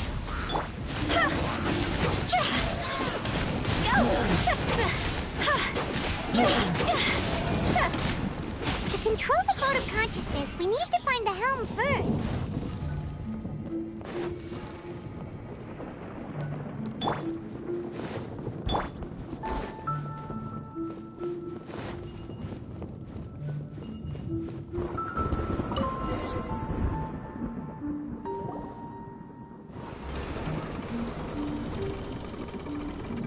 We changed direction.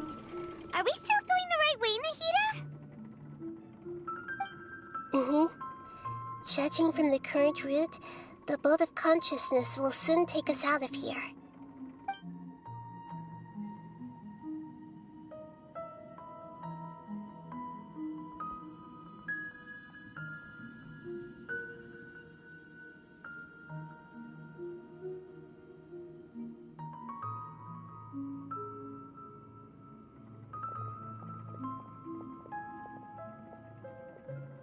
We'll be arriving at our destination soon. How are you feeling? Are your minds still intact? Huh? But everything's been completely normal for Paimon. Hopefully there won't be any more interruptions. This time, we should be able to meet Greater Lord Rukkhadevata. Are you saying you've never met Greater Lord Rukkhadevata before? No. It seems that my birth and her death took place at the same time. Otherwise, I think she would have given me a little more guidance, and I could have done a better job. Hey, you've done a great job, Nahida. Let's get out of this creepy place and go meet her.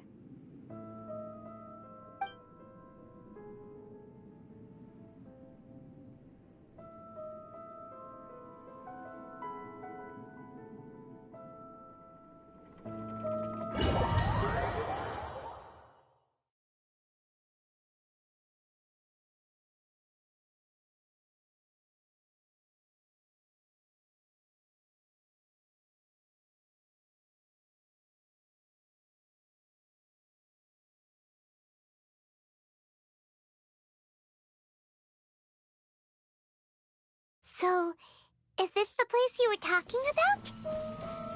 The base of Irminsul?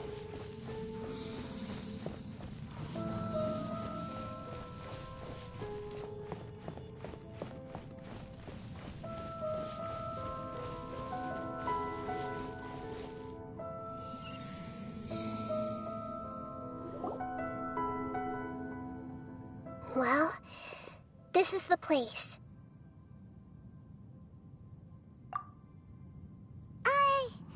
We're here to find Greater Lord Rukkhadevata, right? But the one standing over there is... Is that... me? She looks exactly like me. Are you Greater Lord Rukkhadevata? Yes, that's me. Are you surprised by my appearance?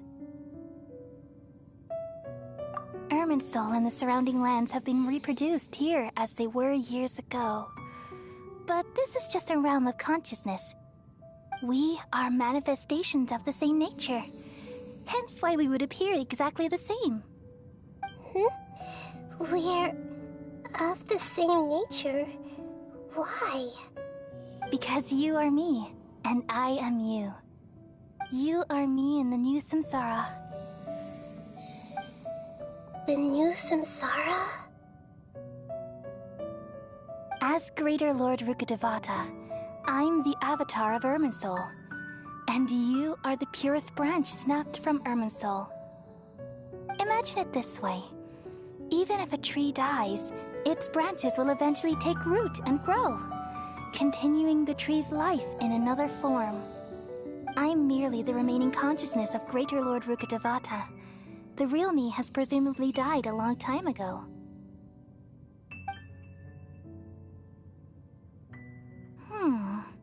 Judging from your appearance, I've probably been dead for 500 years. But you're finally here. My new self in the samsara. If this is true, then am I going to be a great Archon like you someday? Though we share the same nature, our fates are bound to be different. All things have their own fate. When a branch grows into a mature tree, it won't be the same as the original tree. That's why fate is the ultimate knowledge, isn't it? That's a great insight. Yes, very good. It's also precisely why you won't become like me. Really? But perhaps you may become an even greater Archon than I. I already see a determination in you that I didn't possess in my time, and the future that it leads you to will be yours alone. Along with the blessings from your past experiences. Don't worry. The growth of wisdom is like that of a plant. You only need to wait quietly for the flower to bloom. Come to think of it, the sages never had the faintest inkling of the meaning of wisdom. Thank you. Nothing makes me happier than discovering that the Archon I always admired was in fact myself in another fate. It's so nice to speak with you, Greater Lord Rukkhadevata. I've always wanted to meet you. The feeling is mutual. From the moment I snapped the branch off Irminsul and created you, I've also looked forward to talking with you. Could you tell me why you wanted to create me? And what exactly happened when you died? Ah, I see. You're here seeking answers, right? Everything that day, even the sky itself, changed into a color like this.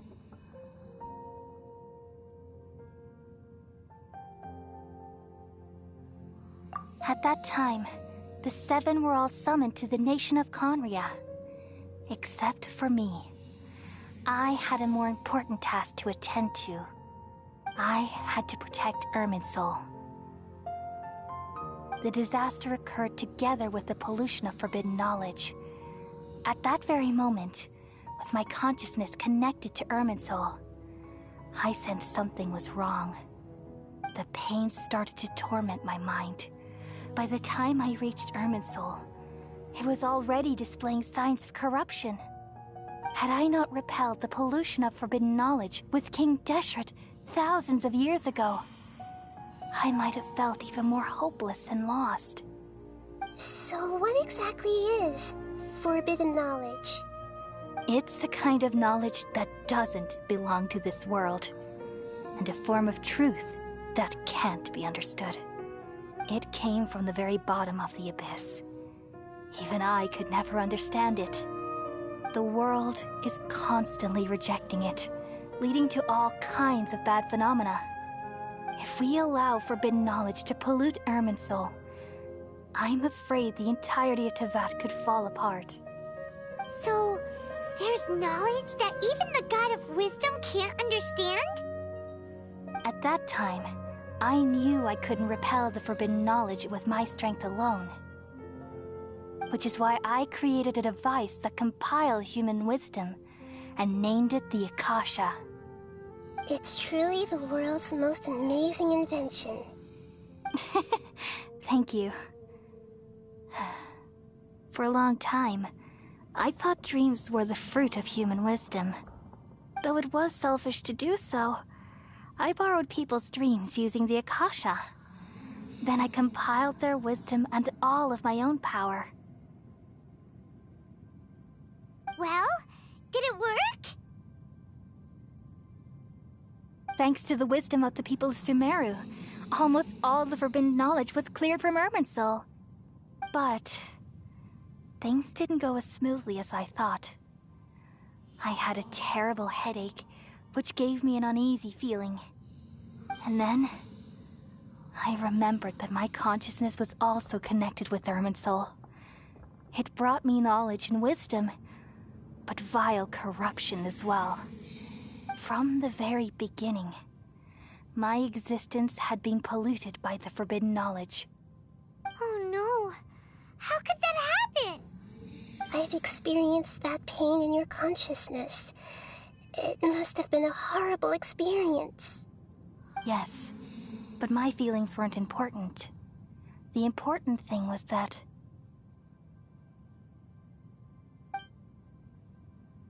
even if I died, my existence and everything related to me would continue to exist in Irminsul as memories and knowledge, meaning that the forbidden knowledge couldn't ever be permanently eradicated. And there's no way for me to eliminate myself. It would be a sort of paradox. So, I took the purest branch of Irminsul as my incarnation in the next samsara, and left a trail of clues, all in hopes that you would come here and remove me and my pollution from Irminsul forever. Wait, no, I can't. So you realize what that implies. You are very smart indeed. Irminsul has all the knowledge and memories of this world. And as you've realized just now, removing me from Irminsul means I essentially will never have existed in this world. But this is the only way to save Irminsul. People love you so much, and they've missed you so much over the past 500 years. I am exactly the same. So how can we just forget you like this? Is there really no other way? There must be something else I can do. You're the god of wisdom, Boer. You should know that there is no other way.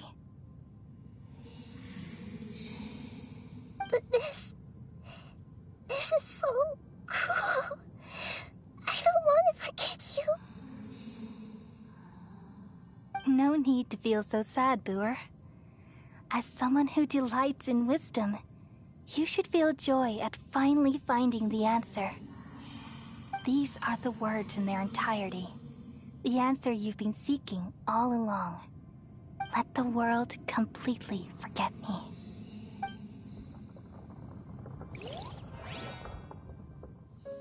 We all nestle under the great tree of wisdom, peering out to perceive the world.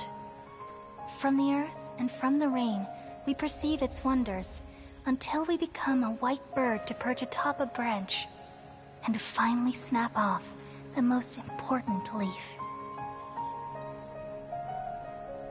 Once upon a time, I alone dreamed in this world. In my dreams, everybody would also dream after they fell asleep. Wild and wonderful thoughts would emerge from their minds. Some tumbled to the ground, and others floated to the sky, connecting all things in the world into one dazzling net. Among a plethora of worlds were numerous smaller worlds, all of fate, finding within the tapestry their brilliant glow.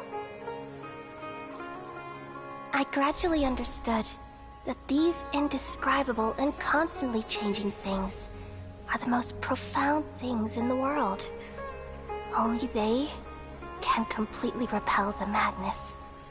Only dreams can awaken consciousness from the deepest darkness.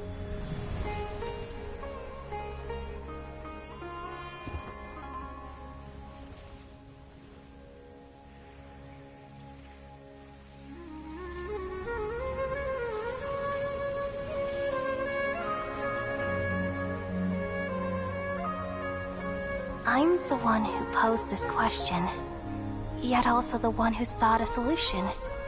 Saving the world with the dreams of the people used to be my answer. And now, you've also found your own answer, and I shall return all the dreams to the people.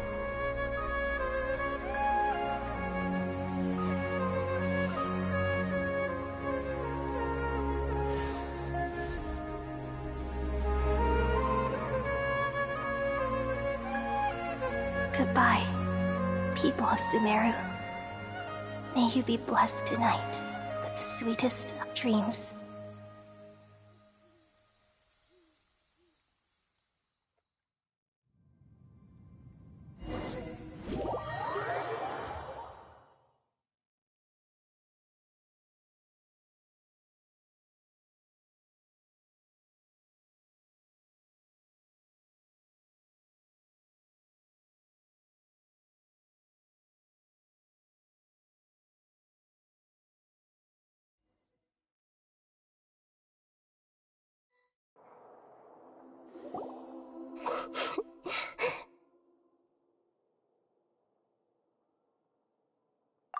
I'm alright.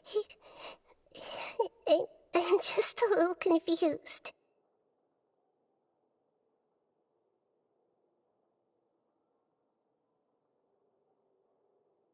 We've just saved the world, right?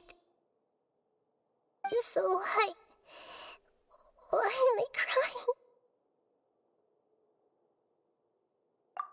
I don't know where this feeling inside of me is coming from, but I feel very sad. Just now, we used the power of two gnosis to successfully connect with the Ermin soul consciousness from 500 years ago. Then, we removed the remaining pollution from Merman soul. Yeah, what's wrong? Weren't you there just now?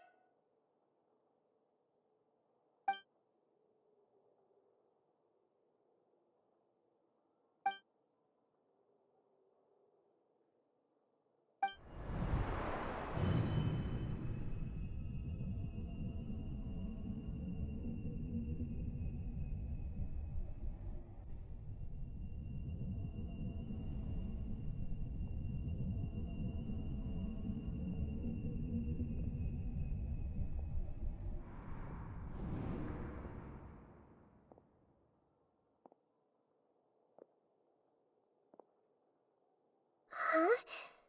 That sound. Traveler! Paimon! I've been waiting here far too long. But finally I have the chance to be alone with you. All the precious time I wasted has finally paid off. The doctor! What have you done? Just a type of sound wave that can quickly put defenseless people into a dream. As I expected, it doesn't have any effect on gods. This is the only thing of interest I found among the sage's research. I thought I'd take it for a little spin. Don't worry. I know you would never forgive me if I actually killed them. I'm here to negotiate with you. Naturally, I won't do anything dangerous that could potentially damage our relationship. Negotiate with me? I heard you had already left Sumeru. Why are you here again now? I left Sumeru, but I also stayed in Sumeru. Even the God of Wisdom is restricted by the habits of cognition. How disappointing. You mean there are many different versions of you in this world? An astute guess. Even the same individual will have different cognitions at different ages. A long time ago, I made a major decision in hopes of preserving all my perspectives of how I observed the world. Observation is the first step of any experiment, but observing the current world doesn't satisfy me. It lacks an important dimension, that of time. So I saved segments of all my ages and made them into independent individuals. That's all there is to it. Indulge me. How does the God of Wisdom find my method of seeking knowledge? It's an insult to the very concept of life. Life inherently has many rules and restrictions, each with its own significance and reason to exist. They can't be broken on a whim. Good. Amazing, even. Indeed, it's difficult for humans to make peace with themselves, not to mention oneself from a different period. Since you were in the academia, why wait until now to show up? You could very well have stopped us and helped that fake god. Simple. Let me ask you this. Would any staff member ever help the subject in the middle of an experiment? It was my experiment. So why should I interfere with the results? The academia saw the plan to create a god as their ultimate goal, yet you only saw it as an ordinary experiment. You really are crazy. If the experiment succeeded, you would have had a new god on your hands. How would you have faced your own god then? Would you still take the same stance? Would you still hold the same view of yourself? I'm first and foremost a scholar. These results should be left to the judgment of the hypothetical me confronted with that outcome. But you're right. And that's exactly why I'm disappointed with the conclusion of this experiment. As an individual, you don't have any sense of belonging. You seem to have even fewer convictions than a typical scholar. Oh no, I certainly have my own convictions. They just don't fit your standards, that's all. All right, that's enough conversation for today. The experiment is over, and it's time to tidy up the equipment and reclaim any useful materials. For example, the Gnosis. Lesser Lord Kusanali, you're an intelligent Archon. I'm sure you understand the disparity in our combat abilities at this time. Besides, you have no way to use that Electro-Gnosis in battle. Didn't you say you were here to negotiate with me? Somehow, it's starting to seem like you intend to take it by force now. I'm merely stating a fact. After all, I'm also a scholar. Naturally, I hope to show proper respect and dignity to the God of Wisdom. Your hypocrisy is built on absolute confidence. I understand your scheme, but... what if I were to destroy the Gnosis now and awaken the heavenly principles? Awaken the heavenly principles? Do you think that's really possible? The heavenly principles have been silent for many years, but the Gnosis are symbols of their control over Tevat and all the laws. Will the destruction of a Gnosis attract the attention of the heavenly principles? And if so, how do the Fatui plan to deal with the consequences? Do you dare to gamble such a possibility with me? Gamble? How surprising. I thought you would show evidence or use rigorous reasoning to prove your point. The word gamble is the last thing I expected to hear from the God of Wisdom. But this is a clever move. You must have seen through me when I first captured your consciousness. As a scholar, I respect all possibilities. This has always been my principle and is an essential trait as an experimenter. Indeed, I can't ignore this possibility. So tell me then, what are your conditions? This foreign Gnosis will only lead to disaster if it stays in Sumeru. But this Electro-Gnosis is the prize I obtained after defeating one of your fellow Harbingers. Now, as the one who initiated this cascade of events, shouldn't you pay the corresponding price? Price? Interesting. What price would you have me pay? How about erasing all your other segments? So this is how you wish to restrict me, the most threatening opponent of the Nation of Wisdom. What you request of me is like plucking out the eyes I have placed in the dimension of time. Segments are extraordinarily difficult to make. They require extremely rare resources and enormous amounts of time and effort, requiring me to destroy them all here and now. Bravo. A suitably wise decision on your part. Yes, how very interesting. Can I assume that you have long been wary of me? Among all the versions of me, this segment you see now is the most selfish. If it weren't me, your idea wouldn't have worked. What did you see when you were imprisoned? You were observing me, and that's how you know I've long grown tired of their doubts and endless arguments. Like you said, it's difficult to make peace with yourself. Being as smart as you are, have you managed to do that? I see. If you think all those versions of me are worth a gnosis, then deal. You sure didn't hesitate much. Is the relationship between all the versions of you really that bad?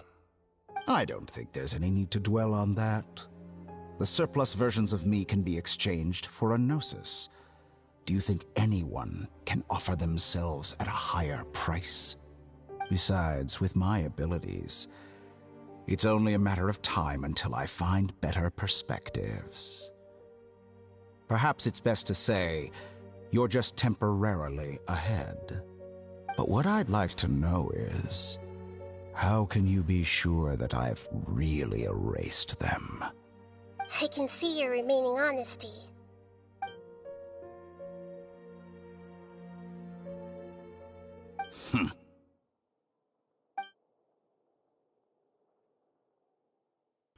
What a ridiculous decision! Sheer You can't be foolishness. serious! How could I have been so short-sighted? You think this is the end? I'll have my revenge! You'll make Good this moment riddance. count. You will regret this! Well, have you confirmed that it's complete? Here, take it. The future of Sumeru City will be in my hands alone. I will shut down the Akasha and let curiosity and the thirst for knowledge drive the realm of academics once again. There won't be any further gaps for you to exploit.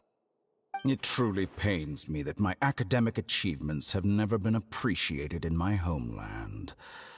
Of course, I have no interest in being rejected by this city for a third time. Another chess piece. And where is your dendronosis? Don't be greedy, Harbinger of Snezhnaya. No, this is a different transaction. If you intend to turn off the Akasha anyway, then there's no further use for the Gnosis of Sumeru, is there? Besides, isn't it the Archon's duty to deliver what's desired of the Seeker? Oh, judging from your expression, you don't seem to find the idea very agreeable. Then let's think of it this way. Since you're the god of wisdom, how about I exchange some knowledge with you?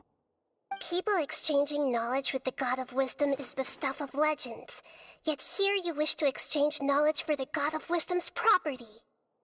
Arrogant as that is, it has piqued my interest. Let me ask you, have you in all your mighty knowledge ever heard the rumor that the skies of Tevat are fake? Huh? That's the secret hidden by Irminsul concerning the truth of this world.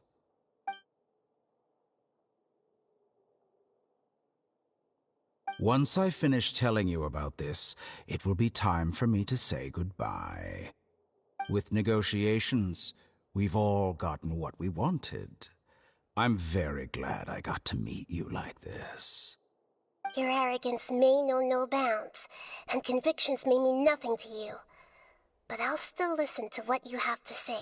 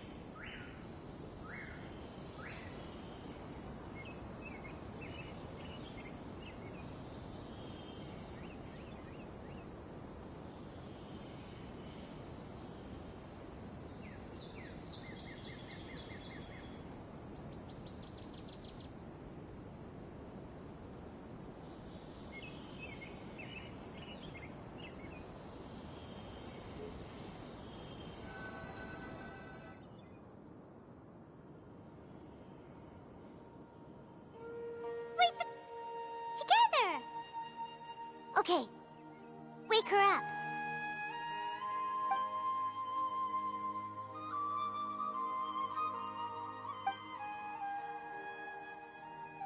Are you awake?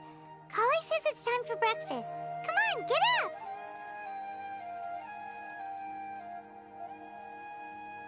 Good morning! How are you feeling today? Good to hear. It looks like we've recovered pretty well. Not even Tainari could stop us from going out now, right?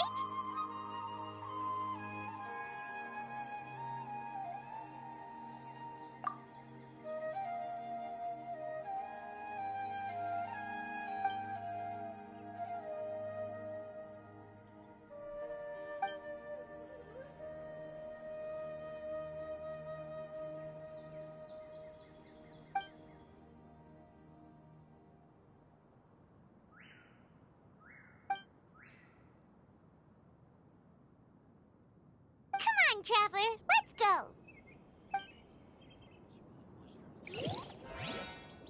Sure, the little girl must be leaving soon.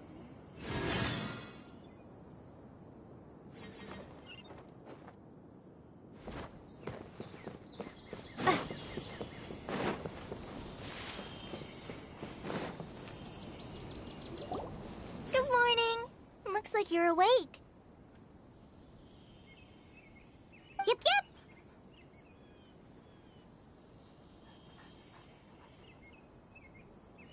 I prepared some breakfast today. Please have a taste. I hope you'll like it. It's nice to have you here so we can eat something yummy. Well, now that I've recovered from Elazar, I'm feeling better than ever. I can even prepare 4 or 5 meals a day now. And Paimon bets they're all delicious.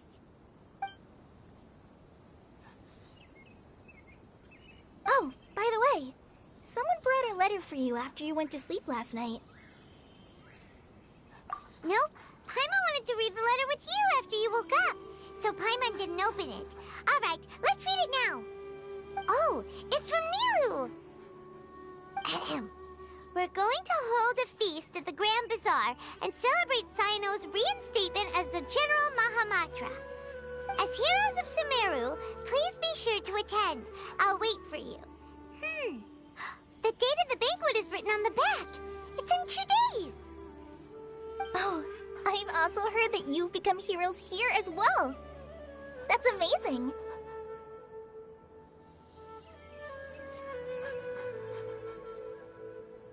Sometimes I'm really envious of strong and confident people like you.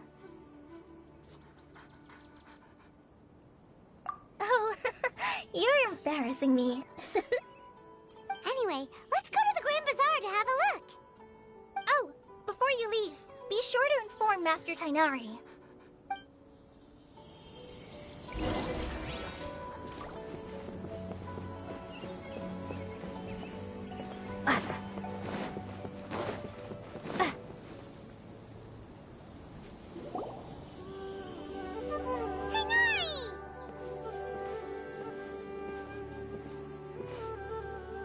Good morning. How do you feel today?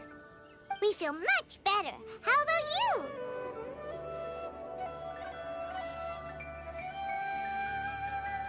I'm recovering well. Thanks for asking.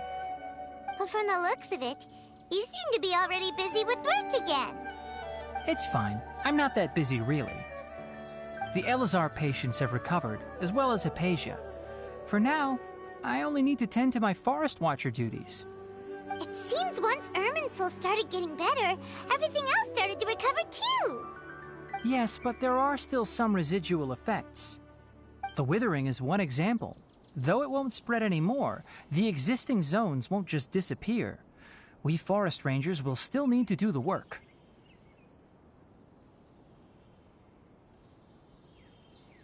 By the way, we have some good news.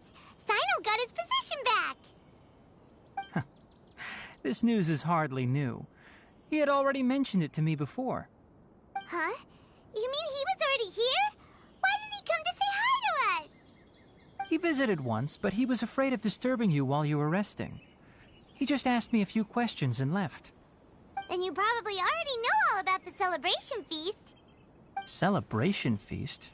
No, I haven't heard anything about that. Huh? But didn't Nilu say in her letter that they would celebrate Sino? He didn't tell you? Perhaps, or alternatively, he doesn't know about it either. Come to think of it, Sino doesn't seem like the type who'd enjoy a celebration feast. You and Kale are both Sino's close friends. Why don't you come to the feast with us? Kale has taken over some of my tasks these days. I don't think she'll have time for it. Not to mention me.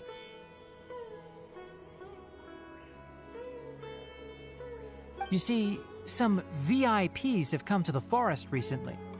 Huh? VIPs? Very important Paimons? Well, technically speaking, they are former VIPs. The sages involved in recent incidents have begun their training in the Avidya forest, and the people they had previously imprisoned have all been released. Huh?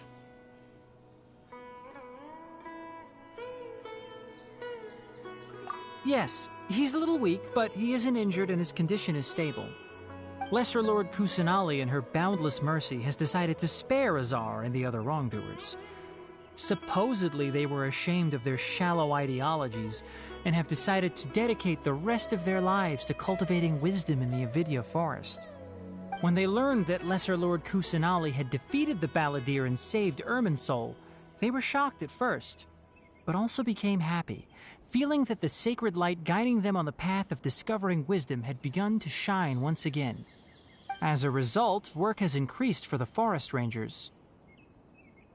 That sounds really exhausting. There's nothing we can do, really. But that's another topic. Back to the matter at hand. Are you two planning to head out?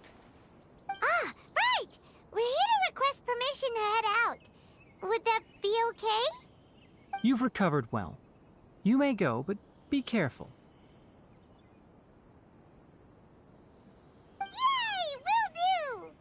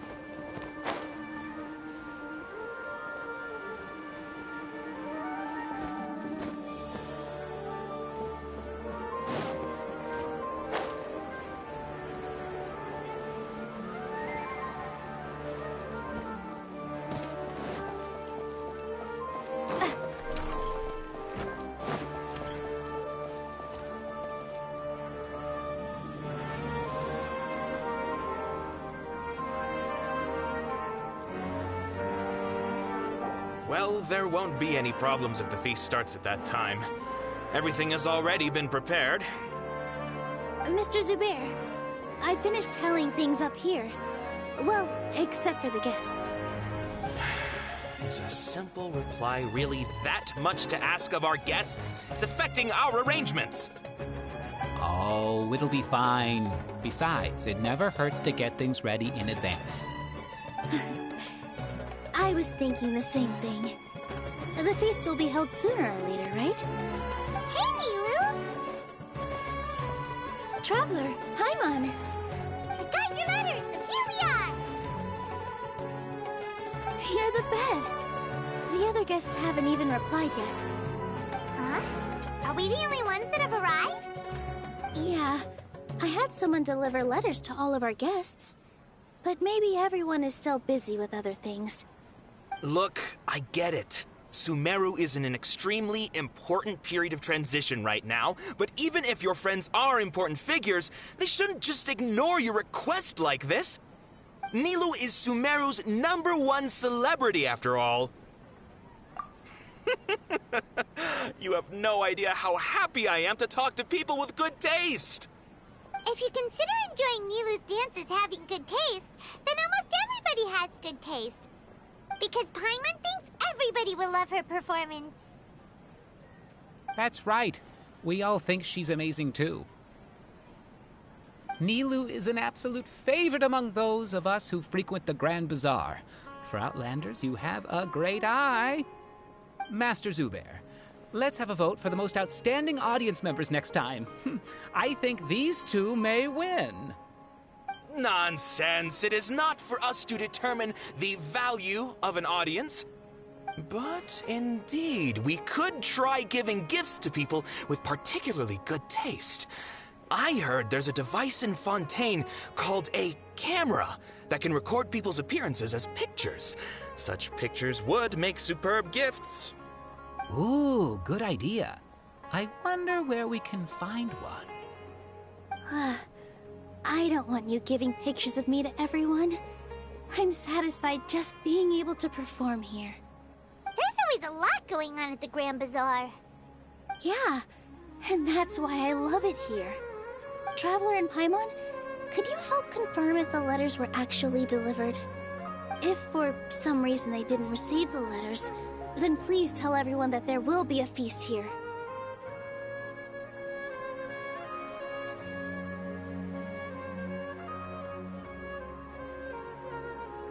Yeah, we can also check out how everything in Sumeru is going now. When I wrote the letters, I heard that Dia was in Port Ormos, and Alhaitham was at the Academia. As for Sino, we've only heard that he appears at the Academia from time to time. I'm not too sure about Ramon's whereabouts. My guess is that he's with Dia. As for Dunyarzad, I just hope she's feeling better. I sent her a letter, but I was afraid of disturbing her. If you have time, please ask about her for me. Okay, got it. Let's go, Traveler.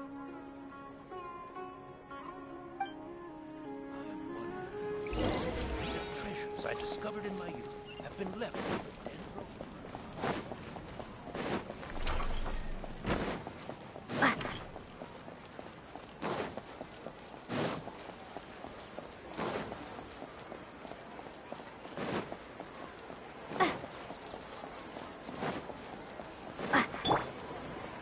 Allow me.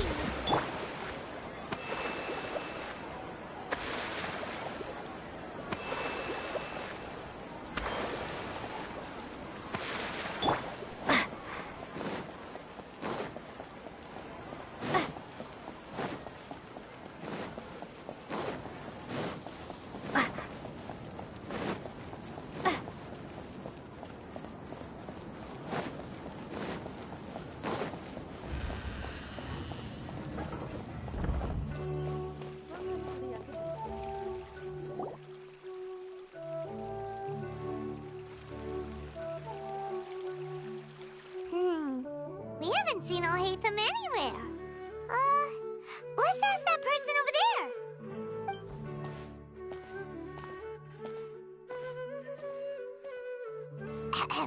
Hey there, have you seen Alhaitham around? Yes, it seems Scribe Alhaitham has gone to the House of Dana. You should be able to find him there. But you're already the second group of people I've seen looking for him today. He must be quite the busy man. Oh? Who else was looking for him? Mr. Cavey was just here asking about him. You wouldn't believe how terrible their relationship is. And now you two are here. Don't tell me everyone's here looking for gossip about the sages. No way! We're strictly here on business. Ah, I see. Sorry, I thought maybe everyone's as interested in rumors about the sages as I am.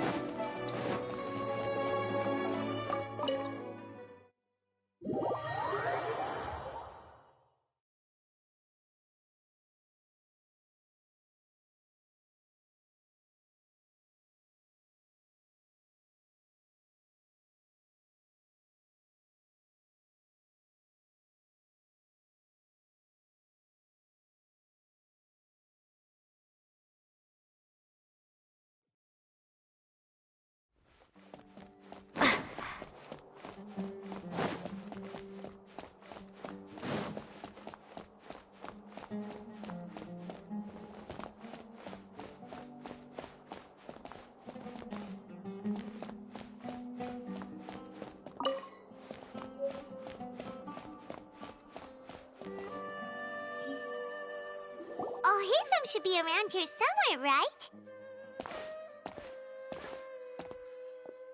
Oh, he's over there!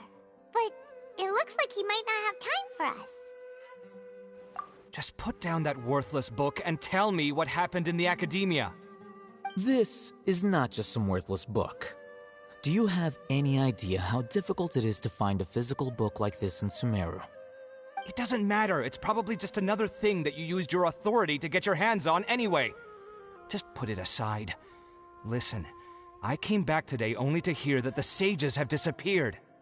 Oh, you sound surprised. I thought you would already know the inside story. Would I be here asking you if I knew? You're the scribe, not me. So just tell me what you know already. Well, I almost became a sage. Huh? Oh, don't sound too surprised now. You're the renowned Kaveh, light of the Ksharawar. Besides, as a master builder and craftsman, chances are you'll be appointed as a sage too.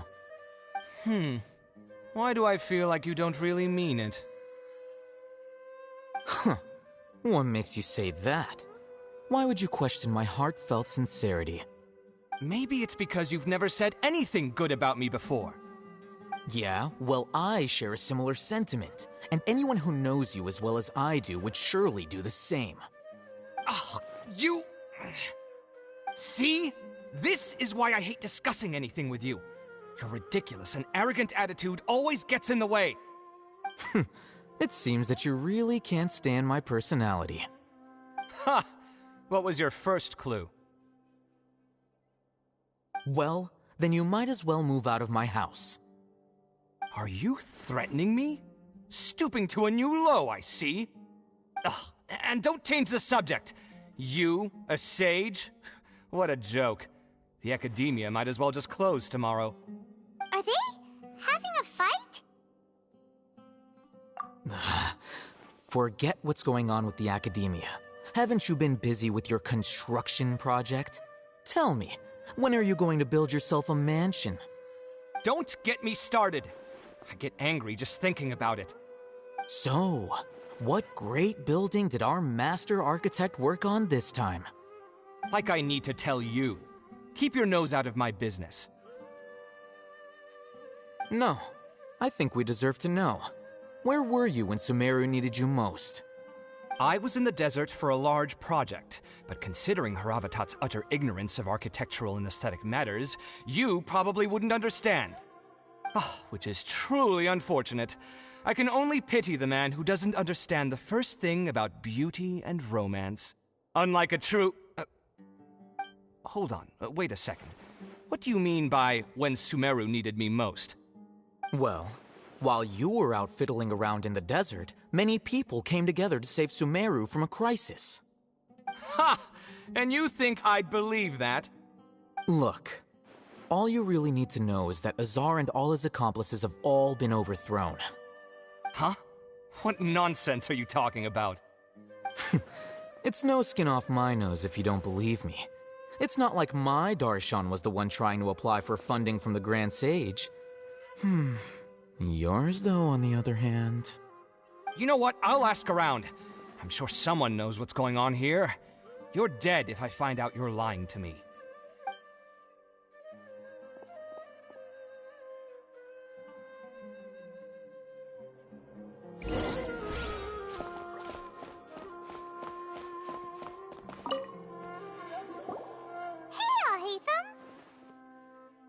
Oh, it's you two. What's the matter? We're running some errands for Nilu. Have you received her letter? Letter? Nilu said she sent out a letter inviting everyone to a celebration feast in 2 days at the Grand Bazaar. We'll also be celebrating Zaino's reinstatement as General Mahamatra. If she addressed the letter to all Hatham of the Academia, then the letter should have gone to my office. I've been busy these days, so I haven't had time to check for any new mail at my office. I only now have some free time to attend to personal matters. Have you always been so busy with your work? Of course not. I'm only busy these days because several sages have been dismissed recently and the whole academia was practically turned upside down. Tainari told us they all went to train in the Avidia Forest. Apparently they will spend the rest of their lives there. That is already the best possible ending for the likes of them. 4 of the 6 great sages were possessed by their desire for power and attempted to create a new god. In order to pull it off, they even imprisoned the other 2 rational sages. To imagine such things could take place in the academia. I don't know where to begin. Yeah, you're right. Huh. Feels kind of strange to hear them called that after all this time. But then again, the 6 great schools sounded pretty impressive too. Yes, at least that's how they're supposed to sound. It's said that when the Academia was first founded, the Dendro Archon herself established the 6 great schools, each representing one of the 6 different types of wisdom. Numerous Darshans have sprung up and faded. Only the 6 Darshans attaching themselves to the 6 great schools have stood the test of time and obtained permanent seats in the Academia. Now, the 6 Darshans are nearly synonymous with the 6 great schools, and the leaders selected for the schools are the 6 great sages. Among the 6 great sages, there is one central leader, the Grand Sage. Unfortunately, only the sages from Vahumana and Amorta remain now. They were imprisoned for opposing Azar, and were only rescued after Azar's downfall.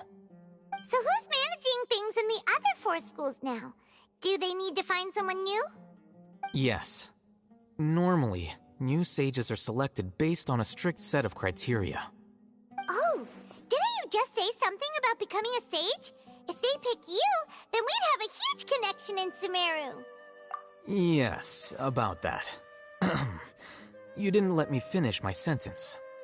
The person in charge of personnel affairs nominated me to be the Grand Sage in place of Azar and help Lesser Lord Kusanali manage the Academia. But I refused. Huh? But why? Can't you be a little more ambitious? I'm not even interested in being one of the 6 great sages. Like I said before, I don't like being a leader. Oh, all right. So are you busy these days trying to find others to take the job? That's not my job either. I'm only responsible for handling important affairs within the Academia before the new sages take office. And the first thing I'll do is reject Kasharawar's application for funding. By the way, who was that other person just now? Is he your friend? Do we look like friends? Paimon doesn't know. That's why Paimon's asking. His name is Kaveh, my roommate. You could say he's the representative for Ksharawar scholars. Which is exactly why he always has so many problems. So everything that's happened recently must be a huge change for the people of Sumeru. Such is the work of the Academia Scribe. Well, anyway, no matter how busy you are, since you are our planner, remember to attend the celebration feast in 2 days. Alright, I'll see you there.